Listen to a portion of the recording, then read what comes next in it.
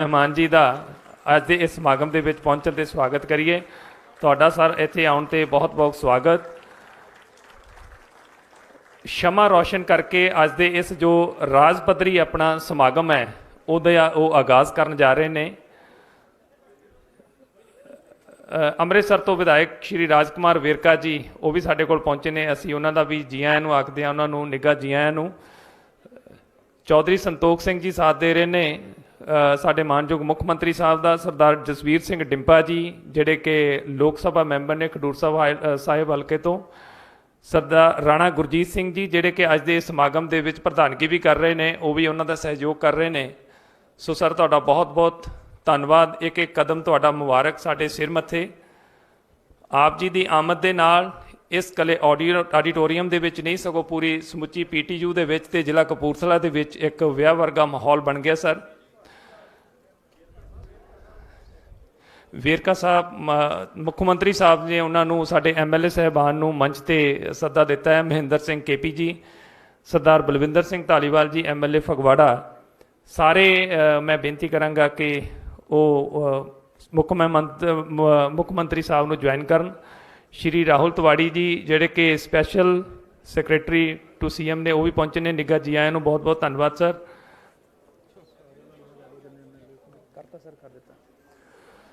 Chaudhary Santokh Singh ji MP ਸਾਹਿਬ, ਰਾਣਾ ਗੁਰਜੀਤ ਜੀ। ਇੱਕ ਯਾਦਗਾਰੀ ਤਸਵੀਰ ਸਾਡੇ ਮਾਨਯੋਗ ਮੁੱਖ ਮੰਤਰੀ ਜੀ ਦੀ ਫਰਮਾਇਸ਼ ਤੇ ਉਹਨਾਂ ਨੇ ਕਿਹਾ ਕਿ ਇੰਨੀਆਂ ਪਿਆਰੀਆਂ ਸ਼ਖਸੀਅਤਾਂ ਅੱਜ ਉਹਨਾਂ ਦੇ ਪਹਿਲੇ ਸਮਾਗਮ ਦੇ ਵਿੱਚ ਇਕੱਠੀਆਂ ਹੋਈਆਂ ਨੇ। ਤਾੜੀਆਂ ਦੇ ਨਾਲ ਆਪਾਂ ਅੱਜ ਦਾ ਇਹ ਜੋ ਪੋਜ਼ ਬਣਾ ਰਹੇ ਨੇ ਸਾਡੇ ਮੁੱਖ ਮਹਿਮਾਨ ਜੀ, ਬੜਾ ਯਾਦਗਾਰੀ ਪਲ ਹੈ। ਇਹ ਦੋ ਅੱਜ ਜੋ ਯਾਦਗਾਰੀ ਮੌਕੇ ਨੇ ਆਪਾਂ ਗੱਲ ਕਰਾਂਗੇ ਜਦੋਂ ਸਮਾਗਮ ਆਪਣਾ ਹੁਣ ਸ਼ੁਰੂ ਹੋ ਗਿਆ। ਮੁੱਖ ਮਹਿਮਾਨ ਜੀ ਆਪਣੀ ਸੀਟ ਲੈ ਲੈਣਗੇ। ਸੋ ਗੱਲ ਕਰਾਂਗੇ ਕਿ ਅੱਜ ਦੇ ਇਹ ਜੋ ਦੋ ਸਮਾਗਮ ਨੇ ਇਹਨਾਂ ਦੀ ਕੀ ਅਹਿਮੀਅਤ ਹੈ ਸਾਡੇ ਪੰਜਾਬ ਦੇ ਵਿਕਾਸ ਦੇ ਇਤਿਹਾਸ ਦੇ ਵਿੱਚ, ਤੇ ਪੰਜਾਬ ਨੂੰ ਜੋ ਇੱਕ ਵਿਕਾਸ ਦੀ ਆਪਾਂ ਗਤੀ ਦਿੱਤੀ ਹੈ ਉਹਦੇ ਵਿੱਚ ਇਹ ਕਿੰਨਾ ਮਹੱਤਵਪੂਰਨ ਹੈ ਅੱਜ ਦਾ ਦਿਨ। MLA ਅੰਗਦ ਸਿੰਘ ਜੀ ਨਵਾਂ ਸ਼ਹਿਰ ਤੋਂ ਉਹ ਵੀ ਪਹੁੰਚੇ ਨੇ। ਮੈਂ ਹੋ ਸਕਦਾ ਕਿਸੇ ਦਾ ਨਾਮ ਮੇਰੇ ਤੋਂ ਸਕਿਪ ਹੋ ਜਾਏ, ਕਿਤੇ ਬਾਈ ਮਿਸਟੇਕ ਰਹਿ ਜੇ ਤਾਂ ਮੈਂ ਖਿਮਾ ਦਾ ਜਾਚਕ ਹਾਂ। ਸਾਡੇ ਲੋਕ ਸਭਾ ਹਲਕਾ ਫਰੀਦਕੋਟ ਤੋਂ MP ਮੁਹੰਮਦ ਸਦੀਕ ਜੀ ਉਹ ਵੀ ਪਹੁੰਚੇ ਹੋਏ ਨੇ। ਜੋਗਿੰਦਰ ਸਿੰਘ ਮਾਨ ਜੀ ਅਤੇ ਹੋਰ ਕਿੰਨੀਆਂ ਪਿਆਰੀਆਂ ਸ਼ਖਸੀਅਤਾਂ ਨੇ। ਸਰਦਾਰ ਅਮਰਜੀਤ ਸਿੰਘ ਟਿੱਕਾ ਜੀ ਸਾਡੇ ਚੇਅਰਮੈਨ ਪੰਜਾਬ ਯੂਥ ਵਿਕਾਸ ਬੋਰਡ ਉਹ ਵੀ ਸਾਡੇ ਕੋਲੇ ਆਏ ਨੇ। ਸੁਖਵਿੰਦਰ ਸਿੰਘ ਬਿੰਦਰਾ ਜੀ ਅਸੀਂ ਉਹਨਾਂ ਦਾ ਵੀ ਨਿੱਘਾ ਜੀ ਆਖਦੇ ਹਾਂ।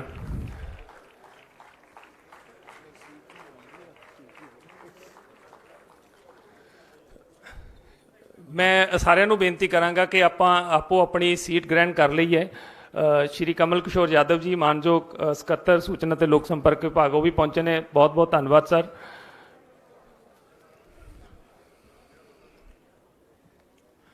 ਮੈਂ ਸਾਰੀਆਂ ਪਿਆਰੀਆਂ ਸ਼ਖਸੀਅਤਾਂ ਨੂੰ ਬੇਨਤੀ ਕਰਾਂਗਾ ਕਿ ਉਹ ਆਪੋ ਆਪਣੀ ਜਿੰਨੀਆਂ ਪਿਆਰੀਆਂ ਸ਼ਖਸੀਅਤਾਂ ਸਾਡੇ ਕੋਲ ਆਈਆਂ ਨੇ ਮੈਂ ਸਾਰਿਆਂ ਨੂੰ ਬੇਨਤੀ ਕਰਾਂਗਾ ਕਿ ਤੁਹਾਡੀਆਂ ਸਾਰਿਆਂ ਦੀਆਂ ਸੀਟਸ ਇੱਥੇ ਈਅਰ ਮਾਰਕ ਕੀਤੀਆਂ ਹੋਈਆਂ ਨੇ। ਕਿਰਪਾ ਕਰਕੇ ਆਪੋ ਆਪਣਾ ਆਪਾਂ ਸਥਾਨ ਗ੍ਰਹਿਣ ਕਰੀਏ। ਸਾਡੇ ਵਾਸਤੇ ਬੜਾ ਇਹ ਮੁਬਾਰਕ ਮੌਕਾ ਹੈ ਕਿ ਸਾਡੇ ਮਾਨਯੋਗ ਮੁੱਖ ਮੰਤਰੀ ਪੰਜਾਬ ਸਰਦਾਰ ਚਰਨਜੀਤ ਸਿੰਘ ਚੰਨੀ ਜੀ ਜਿਹੜੇ ਕਿ ਬਤੌਰ ਮੁੱਖ ਮਹਿਮਾਨ ਅੱਜ ਪਹਿਲੇ ਰਾਜ ਪੱਧਰੀ ਸਮਾਗਮ 'ਤੇ ਇੱਥੇ ਪਹੁੰਚੇ ਨੇ। ਮੈਂ ਤਾੜੀਆਂ ਦੇ ਨਾਲ ਇੱਕ ਵਾਰ ਫਿਰ ਕਹਾਂਗਾ ਕਿ ਆਪਾਂ ਉਹਨਾਂ ਦਾ ਇਸ ਜਿਹੜੀ ਕਰਮਸ਼ੀਲ ਧਰਤੀ ਨੂੰ ਆਪਾਂ ਕਹਿ ਸਕਦੇ ਹਾਂ ਪੰਜਾਬ ਟੈਕਨੀਕਲ ਯੂਨੀਵਰਸਿਟੀ ਜਿੱਥੇ ਆਪਾਂ ਬੱਚਿਆਂ ਨੂੰ ਟੈਕਨੀਕਲ ਬਣਾਉਣ 'ਤੇ ਜ਼ੋਰ ਦਿੱਤਾ ਹੋਇਆ, ਉੱਥੋਂ ਦੇ ਵਿਹੜੇ ਦੇ ਵਿੱਚ ਪਹੁੰਚੇ ਨੇ ਇਸ ਸ਼ਾਨਦਾਰ ਆਡੀਟੋਰੀਅਮ ਦੇ ਵਿੱਚ। ਅਗਰ ਇਸ PTU ਦੇ ਇਤਿਹਾਸ ਦੀ ਗੱਲ ਕੀਤੀ ਜਾਵੇ ਤਾਂ ਇਸ PTU ਦੇ ਵਿੱਚ ਇਹ ਜੋ ਰੌਣਕਾਂ ਲੱਗੀਆਂ ਨੇ ਤੇ ਇਸ ਦੇ ਜੋ ਸੂਤਰਧਾਰ ਨੇ ਕਿਤੇ ਨਾ ਕਿਤੇ ਸਰਦਾਰ ਚਰਨਜੀਤ ਸਿੰਘ ਚੰਨੀ ਜੀ ਨੇ ਜੋ ਪਿਛਲੇ 3-3.5 ਸਾਲ ਤੋਂ ਇਸ ਡਿਪਾਰਟਮੈਂਟ ਦਾ ਕੰਮ ਦੇਖ ਰਹੇ ਸੀ। ਉਹਨਾਂ ਕੋਲ ਪੋਰਟਫੋਲੀਓ ਸੀ। ਮੈਂ ਸਾਰਿਆਂ ਨੂੰ ਬੇਨਤੀ ਕਰਾਂਗਾ ਕਿ ਆਪਾਂ ਆਪੋ ਆਪਣੀ ਸੀਟ ਲੈ ਲਈਏ ਤਾਂ ਜੋ ਇਹ ਆਪਾਂ ਸਮਾਗਮ ਨੂੰ ਸ਼ੁਰੂ ਕਰ ਸਕੀਏ।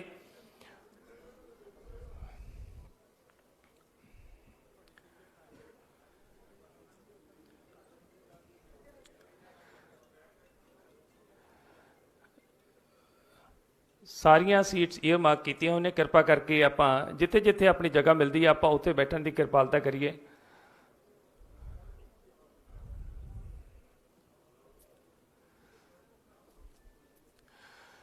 ਮਾਨਯੋਗ ਮੁੱਖ ਮੰਤਰੀ ਜੀ ਦੀ ਇਜਾਜ਼ਤ ਦੇ ਨਾਲ ਅੱਜ ਦਾ ਇਹ ਸਮਾਗਮ ਮੈਂ ਸ਼ੁਰੂ ਕਰਦੇ ਹਾਂ। ਸਮੂਹ ਹਾਜ਼ਰੀਨ ਦੇ ਨਾਲ ਇਹ ਖੁਸ਼ੀ ਜ਼ਾਹਿਰ ਕਰ ਰਹੇ ਹਾਂ ਕਿ ਅੱਜ ਦੇ ਇਸ ਸਮਾਗਮ ਦੇ ਸਾਡੇ ਵਾਸਤੇ ਬਹੁਤ ਮਹੱਤਵ ਨੇ। ਅੱਜ ਦਾ ਜੋ ਇਹ ਸਮਾਗਮ ਹੈ ਇਹਦੇ ਦੋ ਮੁਬਾਰਕ ਮੌਕੇ ਅੱਜ ਆਪਾਂ ਇੱਥੇ ਇਕੱਠੇ ਹੋਏ ਹਾਂ। ਸਭ ਤੋਂ ਪਹਿਲਾਂ ਕਿ ਭਾਰਤ ਰਤਨ ਬਾਬਾ ਸਾਹਿਬ ਡਾਕਟਰ ਭੀਮ ਰਾਓ ਅੰਬੇਦਕਰ ਸਾਹਿਬ ਜਿਹੜੇ ਕਿ ਸਾਡੇ ਭਾਰਤੀ ਸੰਵਿਧਾਨ ਦੇ ਨਿਰਮਾਤਾ ਨੇ, ਪੰਜਾਬ ਸਰਕਾਰ ਦਾ ਇੱਕ ਤਹਈਆ ਹੈ ਕਿ ਉਹਨਾਂ ਦੇ ਜੀਵਨ ਬਾਰੇ, ਉਹਨਾਂ ਦੀਆਂ ਸਫਲਤਾਵਾਂ ਬਾਰੇ ਤੇ ਉਹਨਾਂ ਨੇ ਜੋ ਸੰਘਰਸ਼ ਕੀਤੇ ਨੇ ਉਹਦੇ ਬਾਰੇ ਹਰੇਕ ਪੰਜਾਬ ਵਾਸੀ, ਹਰੇਕ ਦੇਸ਼ ਵਾਸੀ, ਹਰੇਕ ਵਰਲਡ ਦੇ ਵਿੱਚ ਜਿੱਥੇ ਵੀ ਕਿਤੇ ਜੋ ਭਾਰਤ ਨੂੰ ਜਾਣਦਾ ਹੈ ਜਾਂ ਜਿਹਦਾ ਡੈਮੋਕ੍ਰੇਸੀ ਦੇ ਵਿੱਚ ਵਿਸ਼ਵਾਸ ਹੈ, ਉਹਨੂੰ ਇਹਦੇ ਬਾਰੇ ਪਤਾ ਹੋਣਾ ਚਾਹੀਦਾ ਹੈ ਕਿ ਡਾਕਟਰ ਸਾਹਿਬ ਦੀ ਕੀ ਘਾਲਣਾਵਾਂ ਸਨ। ਸੋ ਡਾਕਟਰ ਭੀਮ ਰਾਓ ਅੰਬੇਦਕਰ ਜੀ ਦੇ ਜੀਵਨ ਨੂੰ ਉਜਾਗਰ ਕਰਨ ਵਾਸਤੇ, ਲੋਕਾਂ ਤੱਕ ਪਹੁੰਚਾਉਣ ਵਾਸਤੇ ਪੰਜਾਬ ਸਰਕਾਰ ਵੱਲੋਂ ਇਹ ਟੈਕਨੀਕਲ ਡਿਪਾਰਟਮੈਂਟ ਦਾ ਉਦਮ ਕਿ ਡਾਕਟਰ ਭੀਮ ਰਾਓ ਅੰਬੇਦਕਰ ਸਾਹਿਬ ਦੀ ਜੀਵਨ ਬਾਰੇ ਇੱਕ ਮਿਊਜ਼ੀਅਮ ਪੰਜਾਬ ਸਰਕਾਰ ਵੱਲੋਂ ਇਸ ਪੰਜਾਬ ਟੈਕਨੀਕਲ ਯੂਨੀਵਰਸਿਟੀ ਦੇ ਵਿਹੜੇ ਦੇ ਵਿੱਚ ਉਸਾਰਿਆ ਜਾ ਰਿਹਾ ਹੈ। 150 ਕਰੋੜ ਰੁਪਏ ਦੀ ਲਾਗਤ ਦੇ ਨਾਲ ਇਹ ਬਣਨ ਵਾਲਾ ਜੋ ਸਾਡਾ ਇੱਕ ਅਜੂਬਾ ਕਹਾਂਗਾ ਮੈਂ, ਅਜੂਬੇ ਦੇ ਵਿੱਚ 10 ਏਕੜ ਦੀ ਜ਼ਮੀਨ ਪੰਜਾਬ ਟੈਕਨੀਕਲ ਯੂਨੀਵਰਸਿਟੀ ਵੱਲੋਂ ਪ੍ਰੋਵਾਈਡ ਕਰਾਈ ਗਈ ਹੈ। ਮੈਂ ਬਹੁਤੀ ਡਿਟੇਲ 'ਚ ਨਹੀਂ ਜਾਵਾਂਗਾ ਕਿਉਂਕਿ ਸਾਡੇ ਮੁੱਖ ਮਹਿਮਾਨ ਜੀ ਇਸ ਬਾਰੇ ਵਿਚਾਰ ਸਾਡੇ ਨਾਲ ਸਾਂਝੇ ਕਰਨਗੇ। ਸੋ ਜਿੱਥੇ ਅੱਜ ਮੁੱਖ ਮਹਿਮਾਨ ਜੀ ਨੇ ਉਹਦਾ ਨੀਂਹ ਪੱਥਰ ਰੱਖਿਆ ਪ੍ਰੋਜੈਕਟ ਦਾ, ਉਸ ਤੋਂ ਇਲਾਵਾ ਪੰਜਾਬ ਸਰਕਾਰ ਵੱਲੋਂ ਇੱਕ ਮਿਸ਼ਨ ਸ਼ੁਰੂ ਕੀਤਾ ਗਿਆ, ਘਰ ਘਰ ਰੋਜ਼ਗਾਰ ਅਤੇ ਕਾਰੋਬਾਰ ਮਿਸ਼ਨ। ਉਸ ਮਿਸ਼ਨ ਨੂੰ ਪਹਿਲੇ ਦਿਨ ਤੋਂ ਹੀ ਸਕਸੈਸ ਕਰਨ ਵਾਸਤੇ ਤੇ ਉਸ ਦੇ ਵਿੱਚ ਸਫਲਤਾ ਵੀ ਪ੍ਰਾਪਤ ਕੀਤੀ ਹੈ ਸਾਡੀ ਪੰਜਾਬ ਸਰਕਾਰ ਨੇ। ਤੋਂ ਹਜ਼ਾਰਾਂ ਲੱਖਾਂ ਨੌਜਵਾਨਾਂ ਨੂੰ ਨਿੱਤ ਜਿੱਥੇ ਨੌਕਰੀਆਂ ਦੇ ਕਾਬਲ ਬਣਾਇਆ ਜਾ ਰਿਹਾ, ਉੱਥੇ ਉਹਨਾਂ ਨੂੰ ਨੌਕਰੀਆਂ ਵੀ ਮੁਹੱਈਆ ਕਰਵਾਈਆਂ ਜਾ ਰਹੀਆਂ ਨੇ। ਸੋ ਅੱਜ ਦੇ ਇਸ ਸਮਾਗਮ ਨੂੰ ਮੈਂ ਅੱਗੇ ਤੋਰਦਿਆਂ ਬੇਨਤੀ ਕਰਾਂਗਾ ਸਾਡੇ ਟੈਕਨੀਕਲ ਐਜੂਕੇਸ਼ਨ ਇੰਡਸਟਰੀਅਲ ਟ੍ਰੇਨਿੰਗ ਦੇ ਪ੍ਰਿੰਸੀਪਲ ਸੈਕਟਰੀ ਅਤੇ vice chancellor Inder Kumar Gujral, Punjab technical university Kapurthala ਦੇ vice chancellor mister Ramesh Kumar Gahinta ਕਿ ਉਹ ਮੰਚ ਤੇ ਆਉਣ ਤੇ ਅੱਜ ਦੇ ਇਸ ਸਮਾਗਮ ਨੂੰ ਰਸਮੀ ਤੌਰ ਤੇ ਸਾਡੇ ਮੁੱਖ ਮਹਿਮਾਨ ਜੀ ਨੂੰ ਜੀ ਆਇਆਂ ਕਹਿਣ।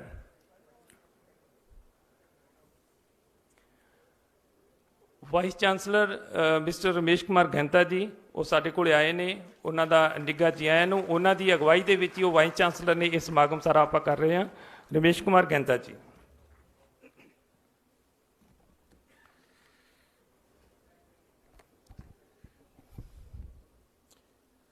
Honorable Chief Minister of Punjab, Shri Charanjit Singh Channi ji, Rana Gurjeet Singh ji, MLA Kapurthala, Shri Balwinder Singh Dhaliwal, MLA Fagwada, Shri Angad Singh, MLA, Shri Navate Singh Chima ji, MLA Sultanpur Lodi, Shri Rajkumar Verka, MLA Amritsar, Shri Sukhpal Singh Khera ji, MLA Bolat, Shri Jasveer Singh Ditpa, MP Khadur Sahib, Shri Joginder Singh Maan, Chairman Agro Corporation, Shri Ashwini Sekri ji, Chairman Health Corporation, and Shri Amadip Singh Gora Gill, Spokesman Congress, and the Chairman of any person I forgot, Chairperson of the various departments, and the political personalities, and my senior colleague, Shri Sanjay Kumar ji, Additional Chief Secretary, Department of Cultural Affairs and Tourism, and Office of District Administration, university faculty, the staff, and dear students. It's a proud privilege for me to, in fact, to stand in this podium and address you today, because today we are blessed to have the Honorable Chief Minister for the first time in the function in the state of Punjab.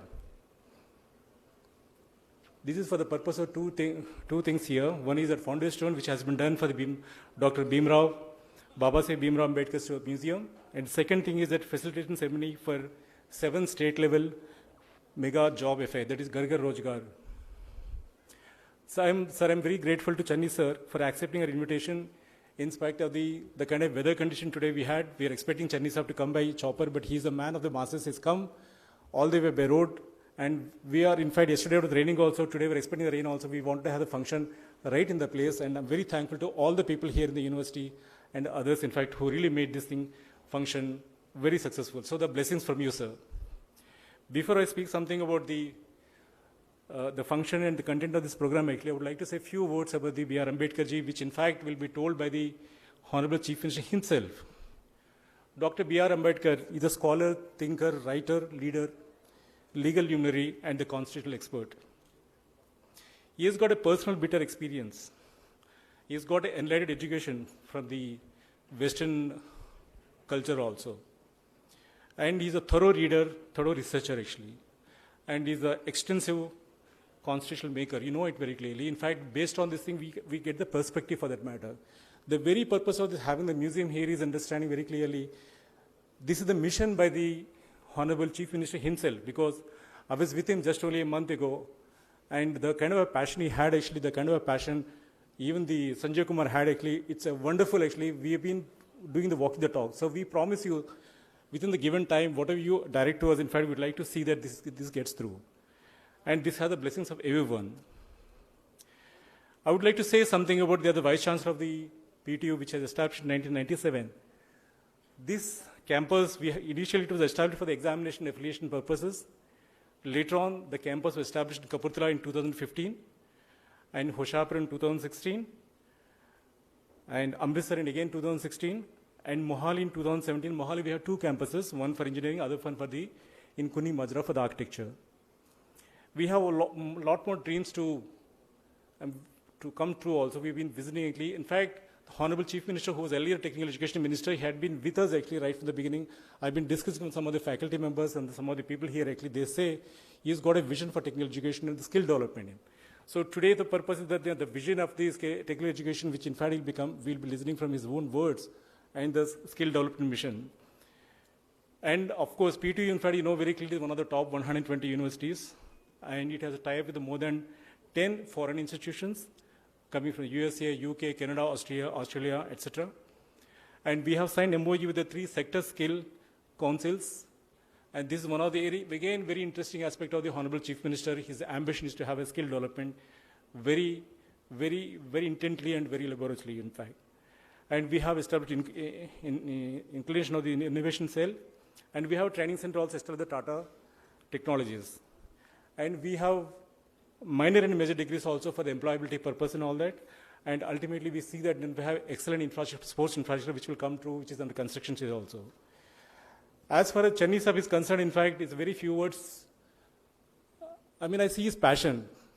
For the first time when I came and joined this department, when Sir was there, actually, we had a meeting right in his house in the Chamkor Sahib, entire day, and he participated in each and every detail with ultimate, in fact, that kind of a thing, actually, where very few and have that kind of a patience, actually. The very fact that today you travel for 3 hours or 2.5 hours, what do you call that today, all the way from Chandigarh, when the weather really did not permit, we can understand very clearly what is his passion in a cause. As far as the Chennai Sahib is concerned, right now, currently, I would like to say is that he's been pursuing his various activities. Currently, he's doing PhD also, and he's the MA, and his PhD is currently doing at the Indian National Congress, which means that he has got interest in the academics and all that. And perhaps, as a Chief Minister, I would request him also, sometime probably they can interact with the students also for any function in the future, actually, in the next couple of months also, depending on the time and the sources. And as far as the sports is concerned, he's received a gold medal in inter-university sports in the handball. In fact, he played at the national level also. And sir, I'm really grateful, and to look at you, in fact, is a very good thing. Just now you're talking in the foundation stone level. You just at the ceremony that, you know, this is the magic of Dr. B.R. Ambedkar. And he's the Chief Minister today. So we listen from him actually, what is this all about, what is vision actually. So within these words, I would like to really thank all of them actually here, especially Honorable Chief Minister, from a core of my heart, that he is the man who walks with the words. And come what may. I feel come what may, the museum will come up. This museum is one thing which is inspiring for all of us here actually, because we can't understand Ambedkar completely. I hope, in fact, by the time each year is an evolution kind of a stage actually, we'll keep on building a lot of research and all that. Honorable Chief Minister will announce what exactly this is meant for actually, this institute actually, or this museum. And we'll listen from him. Thank you so much.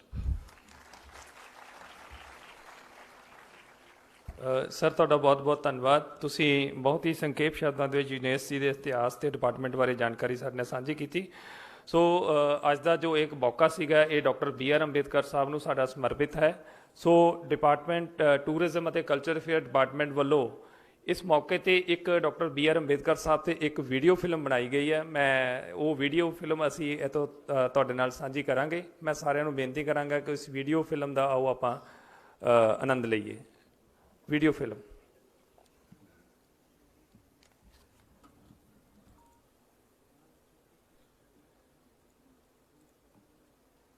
In Punjab, the land of lush green fields, ensconced between the Satluj and the Beas, lies the beautiful city of Kapurthala. Coming up here in the I.K. Gujral Technical University is an impressive museum, Baba Saheb Bhimrao Ambedkar. This premises is adorned by the attractive viewing tower styled in Pranam Mudra and the museum building with a magnificent national emblem in the center. We enter through a grand gateway reminiscent of our independence, and walking through the green manicured lawns, we reach the majestic Pranam Mudra viewing tower, reflective of our rich culture, which warmly welcomes the visitors. The reception on the ground floor of this building provides information about the premises. Organized in 5 zones, the museum houses one central installation with 4 other zones depicting distinct parts of Baba Saheb's life. In the first zone, the prism roof made of glass splits the natural light into a spectrum, symbolizing Baba Saheb's 7 attributes. It includes a child's curiosity, a social reformer's compassion, persistent efforts for change, writings emerging from knowledge, actions coming from awareness, devotion to nation building, and his great legacy. We get glimpses of Baba Saheb's life in the next zone. The journey of Dr. Ambedkar's inspiring leadership is depicted through an art installation in the next section. Here we learn about his family, education, and early life. Education and books had an important place in Baba Saheb's life. A spacious library has been created, canopied by a tree, symbolizing knowledge. Here we can read digital and real books written by him and also the ones dedicated to him.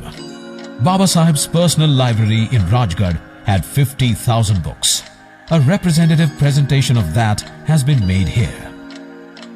A kinetic installation supported by extended LEDs tells us about Baba Saheb's life and his contributions, which is reflective of his lofty personality.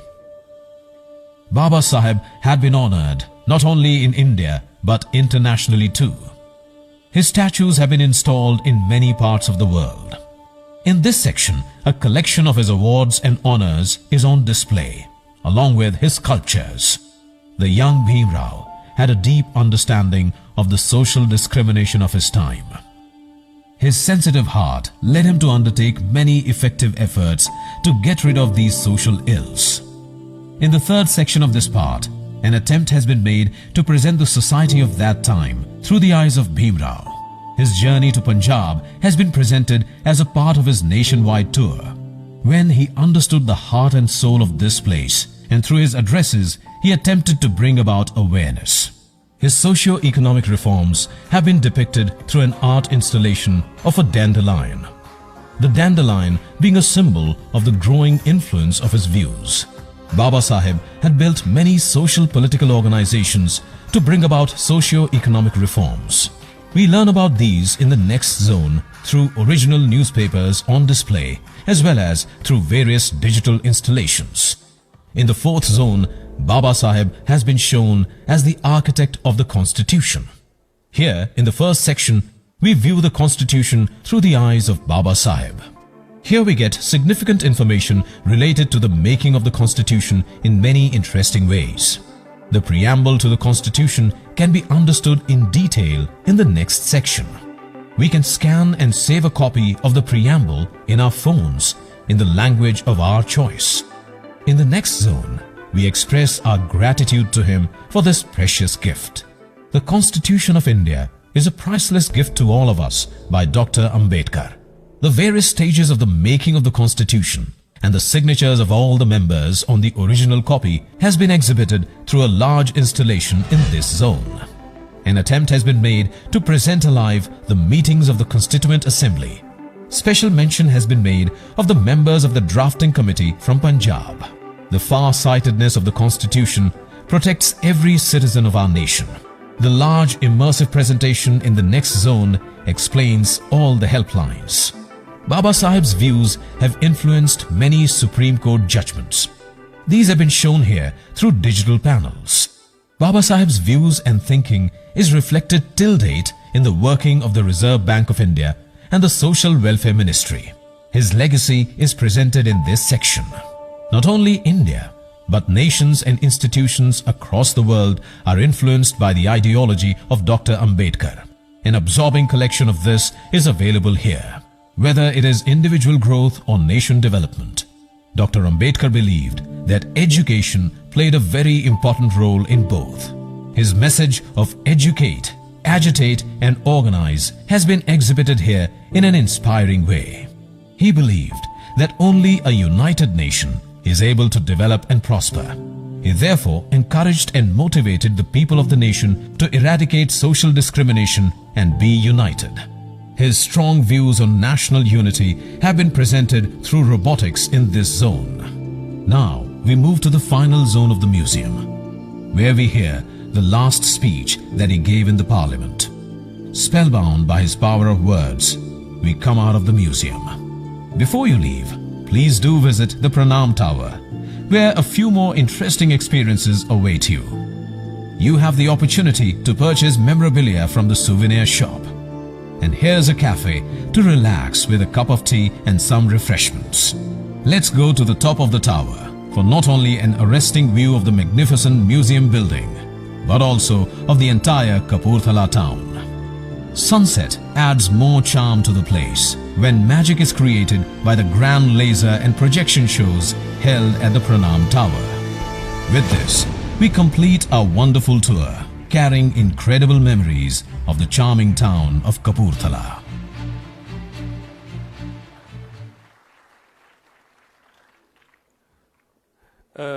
ਹੁਣ ਮੈਂ ਅੱਜ ਦੇ ਇਸ ਸਮਾਗਮ ਦੇ ਵਿੱਚ ਪਹੁੰਚੇ ਸਾਡੇ ਕੋਲੇ ਸਾਡੇ special chief secretary tourism and culture affairs mister Sanjay Kumar IAS ਜੀ ਨੂੰ ਬੇਨਤੀ ਕਰਾਂਗਾ ਕਿ ਉਹ ਮੰਚ ਤੇ ਆਉਣ ਤੇ ਆਪਣੇ ਵਿਚਾਰ ਸਾਡੇ ਨਾਲ ਸਾਂਝੇ ਕਰਨ।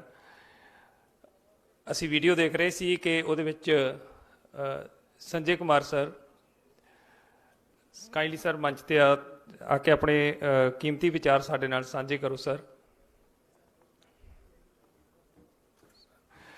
ਵੀਡੀਓ ਦੇਖ ਰਹੇ ਸੀ ਕਿ ਉਸ ਵੀਡੀਓ ਚਾਹੇ 7 ਮਿੰਟ ਦੀ ਵੀਡੀਓ ਸੀ ਤੇ ਕੋਸ਼ਿਸ਼ ਕੀਤੀ ਗਈ ਹੈ ਡਿਪਾਰਟਮੈਂਟ ਵੱਲੋਂ ਕਿ ਉਹਦੇ ਵਿੱਚ ਬਾਬਾ ਸਾਹਿਬ ਦੇ ਜੀਵਨ ਨਾਲ ਸੰਬੰਧਿਤ ਹਰ ਪੱਖ ਤੋਂ ਜਾਣਕਾਰੀ ਦੇਣ ਦੀ ਕੋਸ਼ਿਸ਼ ਕੀਤੀ ਜਾਵੇ, ਪਰ ਜਦੋਂ ਇਹ ਮਿਊਜ਼ੀਅਮ ਬਣ ਗਿਆ ਤਾਂ ਇਹ ਆਪਣੇ ਆਪ ਦੇ ਵਿੱਚ ਇੱਕ ਅਜੂਬਾ ਬਣ ਜਾਏਗਾ ਤੇ ਇੱਥੇ ਆ ਕੇ ਡਾਕਟਰ ਸਾਹਿਬ ਦੇ ਜੀਵਨ ਬਾਰੇ ਸਾਨੂੰ ਹਰ ਜਾਣਕਾਰੀ ਮਿਲੇਗੀ। ਮਾਨਯੋਗ ਮੁੱਖ ਮੰਤਰੀ ਜੀ, ਇੱਥੇ ਆਏ ਹਾਜ਼ਰ मानयोग मैंबर ऑफ पार्लियामेंट साहब, मानयोग MLA साहबान, और भी सारे पतवंते सज्जन, PTU के वाइस चांसलर साहब, डिप्टी कमिश्नर साहिबा, SSP साहब और पुलिस के बड़े सीनियर अधिकारी IG साहब तो बड़े प्यारे बच्चों, सब तो पहले तो मैं मानयोग मुख्यमंत्री जी का सब तो बड़ा आधार ही हाँ कि जी डेडलाइन सी 23 तारीख की ये कुछ दिन पहले 15-20 दिन पहले मानयोग मुख्यमंत्री जी ने मैनू दी सी और कहा सीगा कि इन्ने तारीख को ये फाउंडेशन स्टोन रखा जाना है। और मैनू बहुत खुशी है कि अपने बचना प्रति इन्ने वचनबद्ध होके इन्नी बारिश से भी मानयोग मुख्यमंत्री जी ने आज इहदा अपना फाउंडेशन स्टोन रखा है। सर तुहानू बहुत बहुत मुबारक होवे। मैं जानदा कि ये प्रोजेक्ट तुहानू किन्ना ड्रीम वर्गा और किन्ने तुहाडे हिरदे दे तुहाडे करीब है। और असी सर तुहाडे नाल घंटियां कई बारी कई घंटियां मीटिंगां कीतियां और मैं सारे नू दसना चाहना ये तो चलो छोटी जी वीडियो पर वीडियो दे विच एक अंश जिहड़ा तुसीं वेख रहे हो वो साडे मानयोग मुख्यमंत्री जी दे आइडिया ते आधारित है।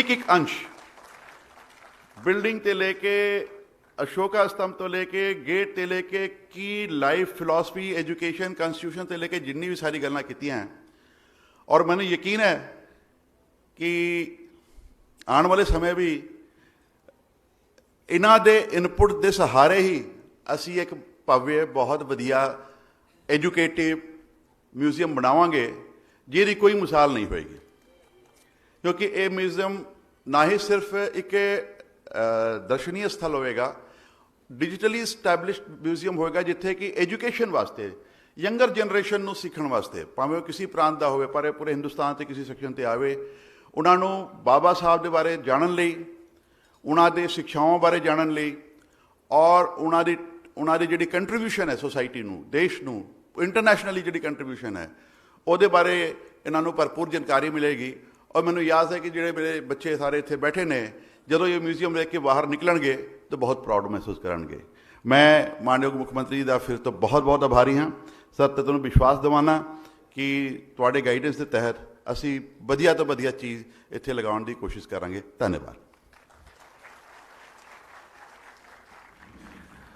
सर तुहाडा बहुत बहुत धन्यवाद, तुसीं इस प्रोजेक्ट बारे साडे नाल विचार साझे करे। सर ये अपने जो अज दे 2 मौके ने उस बारे साडे जो विद्यार्थी सी उन्हां दे भी मन दे विच बड़े वलवले सन कि तुहाडे नाल ओह गलबात करनी चाहुंदे सन, साडे मुख मंत्री पंजाब जी नाल अपने एक्सपीरियंस शेयर करना चाहुंदे सन। ये डॉक्टर भीमराव अंबेडकर साहब का जो अज अपना म्यूजियम बन रहा, तो इस तो इलावा जो मैगा रोज़गार, सो असी 2 बच्चों नूं अज मौका देण लगे हैं कि वो अपने इस मंच ते आके अपने जो दिल दीयां गल्लां ने वो तुहाडे नाल थोड़े शब्दों के साझियां करनगे। सो सब तो पहला मैं बेनती करांगा PTU के ही विद्यार्थी अभिजीत सिंह जिहड़े कि डॉक्टर BR अंबेडकर साहब जी के इस जो आज म्यूजियम का अपना प्रोजैक्ट का नींह पत्थर रखा वो बारे अपने विचार साझे करनगे मानयोग मुख मंत्री जी के नाल।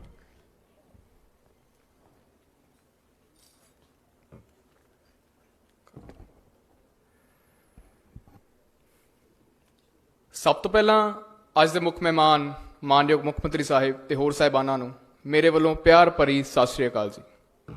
मानयोग मुख मंत्री साहिब जी, तुहाडा असीं तहे दिलों धन्नवाद करते हाँ कि अज तुसीं भारत रत्न बाबा साहेब भीमराव अंबेडकर जी की याद विच 150 करोड़ की लागत नाल बनाए जा रहे अजायब घर का नींह पत्थर रखिया है।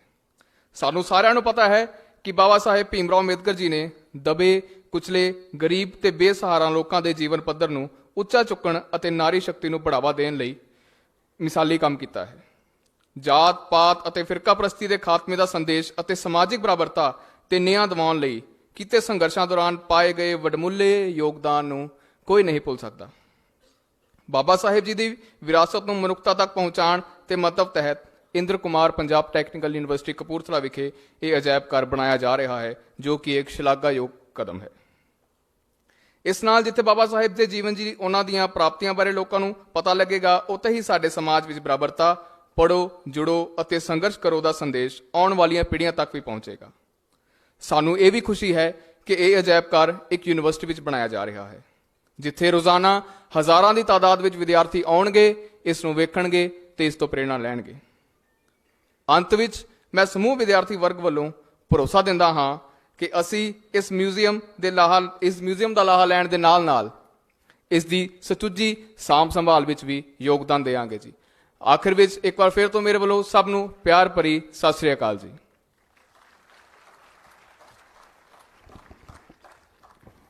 बहुत बहुत धन्यवाद अभिजीत सिंह, तुसी अंबेडकर साहब बारे अपने विचार साडे नाल साझे करे। मैगा रोज़गार कैंप जिहड़े पिछले आपां एक मुहिम के तौर पर शुरू किए सीगे, 7वें मैगा रोज़गार कैंप, उन्हों की अज कंकलूजन भी हो रही है। सो एक बच्चा हरमनप्रीत कौर वो भी अपने विचार साझे करना चाहता है। हरमनप्रीत कौर PTU तो।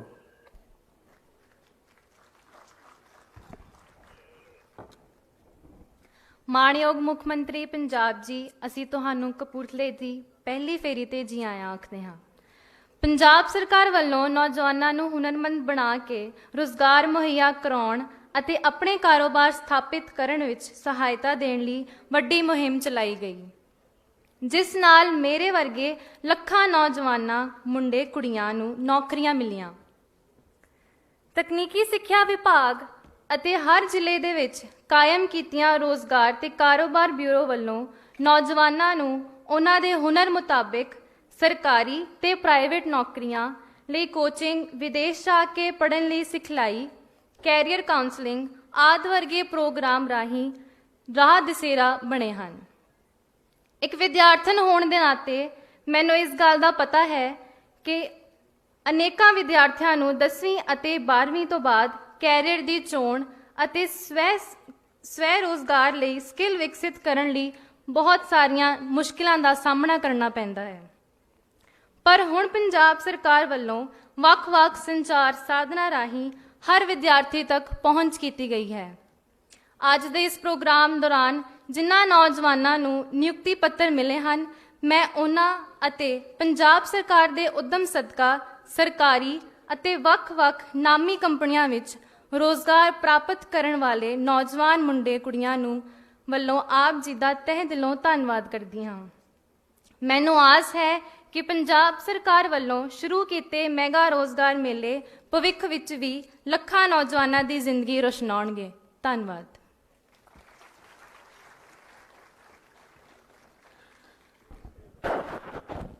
ਅੱਜ ਦੇ ਇਸ ਸਮਾਗਮ ਦੇ ਵਿੱਚ ਅਸੀਂ ਕੋਸ਼ਿਸ਼ ਕੀਤੀ ਹੈ ਕਿ ਇਸ ਸਮਾਗਮ ਦੇ ਵਿੱਚ ਜਿੱਥੇ ਆਪਾਂ ਵਿਕਾਸ ਦੀਆਂ ਗੱਲਾਂ ਕਰਨੀਆਂ ਨੇ ਜਾਂ ਨੌਜਵਾਨਾਂ ਦੇ ਭਵਿੱਖ ਦੀ ਗੱਲ ਕਰਨੀ ਆ, ਉੱਥੇ ਨਾਲ ਹੀ ਇਸ ਨੂੰ ਥੋੜ੍ਹਾ ਜਿਹਾ ਸੱਭਿਆਚਾਰਕ ਟੱਚ ਦੇ, ਕਿਉਂਕਿ ਸਾਡੇ ਮਾਨਯੋਗ ਮੁੱਖ ਮੰਤਰੀ ਸਾਹਿਬ ਸੱਭਿਆਚਾਰ ਨੂੰ ਬਹੁਤ ਪਿਆਰ ਕਰਦੇ ਨੇ, ਇਹ ਆਪਾਂ ਸਾਰੇ ਹੀ ਜਾਣਦੇ ਹਾਂ।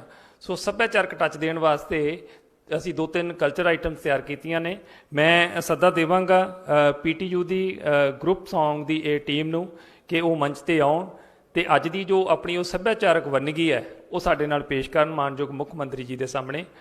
PTU ਦੇ ਬੱਚੇ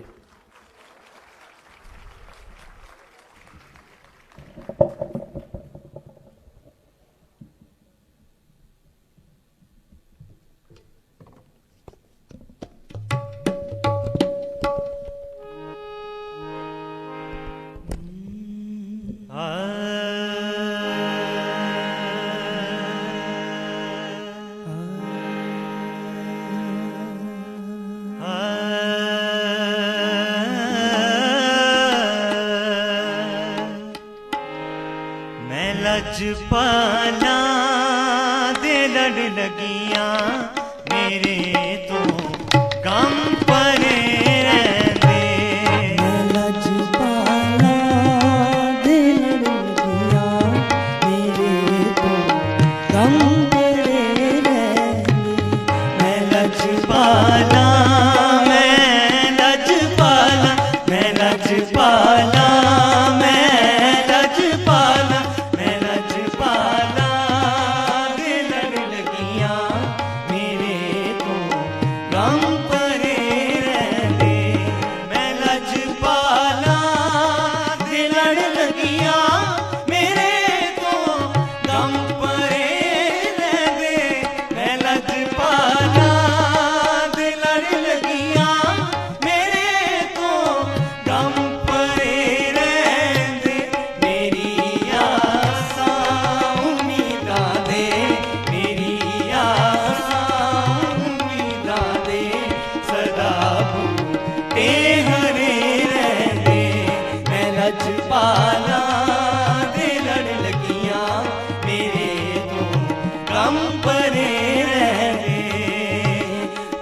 तकिया वो तुझे तकिया तुझे तकिया वो तुझे तकिया तो लगा मुझे ऐसे वो तुझे तकिया तो लगा मुझे ऐसे जैसे मेरी ईद हो गई वो एक पल में हजारों हज हो गए जब तेरी दीद हो गई वो तुझे तकिया तो लगा मुझे ऐसे जैसे मेरी ईद हो गई वो तुझे तकिया तो लगा मुझे ऐसे जैसे मेरी ईद हो गई।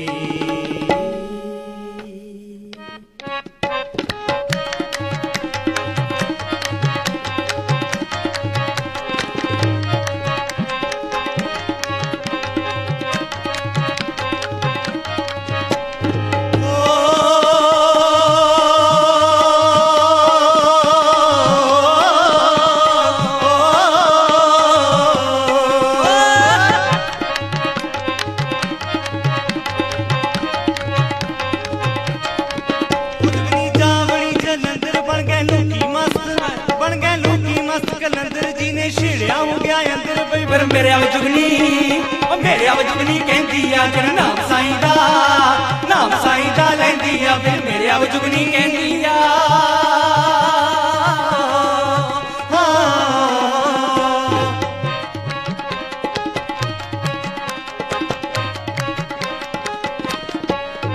ਮੇਰੀ ਜੁਗਨੀ ਦੇ ਧਾਗੇ ਬੱਗੇ ਓ ਮੇਰੀ ਜੁਗਨੀ ਦੇ ਧਾਗੇ ਬੱਗੇ ਓ ਜੁਗਨੀ ਉਹ ਜੁਗਨੀ ਦੇ ਮੂੰਹੋਂ ਫੱਬੇ ਜਿਹਨੂੰ ਸੱਟ ਇਸ਼ਕ ਦੀ ਲੱਗੇ ਓ ਪਰ ਮੇਰੇ ਆਵ ਜੁਗਨੀ ਕਹਿੰਦੀ ਆ ਜਨ ਨਾਮ ਸਾਈਂ ਦਾ ਲੈਂਦੀ ਆ ਫਿਰ ਮੇਰੇ ਆਵ ਜੁਗਨੀ ਕਹਿੰਦੀ ਆ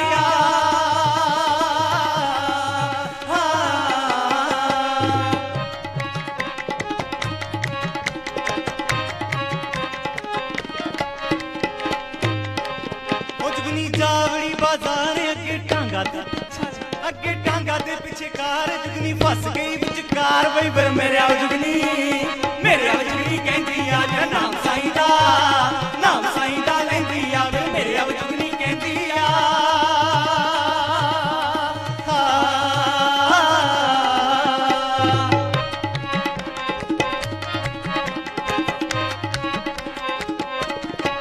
ਉਹ ਜੁਗਨੀ ਜਾਵੜੀ ਮੁਲਤਾਨ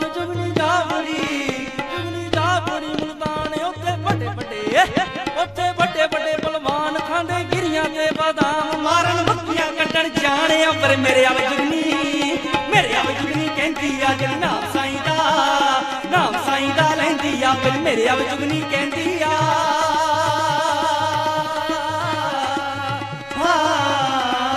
ਹੋ ਰੱਤੀ ਤੇਰੀ ਬੇਢੋਲ ਮੇਰੇ ਲੁੰਗੀ ਵੱਟ ਪਵਾਨੀਆਂ ਮੈਂ ਰੇਸ਼ਮ ਦੀਆਂ ਡੋਰਾਂ ਵੇ ਕੋਈ ਆਉਂਦਾ ਜਾਂਦਾ ਉੱਥੋਂ ਵੇ ਹੋ ਗਿਆ ਵੇ ਕੋਈ ਆਉਂਦਾ ਜਾਂਦਾ ਉੱਥੋਂ ਵੇ ਹੋ ਗਿਆ ਵੇ ਮੈਂ ਦੂਰ ਤੋਂ ਵੇੜਿਆ ਦੂਰ ਤੋਂ ਵੇ ਸੁਣਿਆ ਦੂਰ ਤੋਂ ਪਛਾਣ ਦੀਆਂ ਤੋਰਾਂ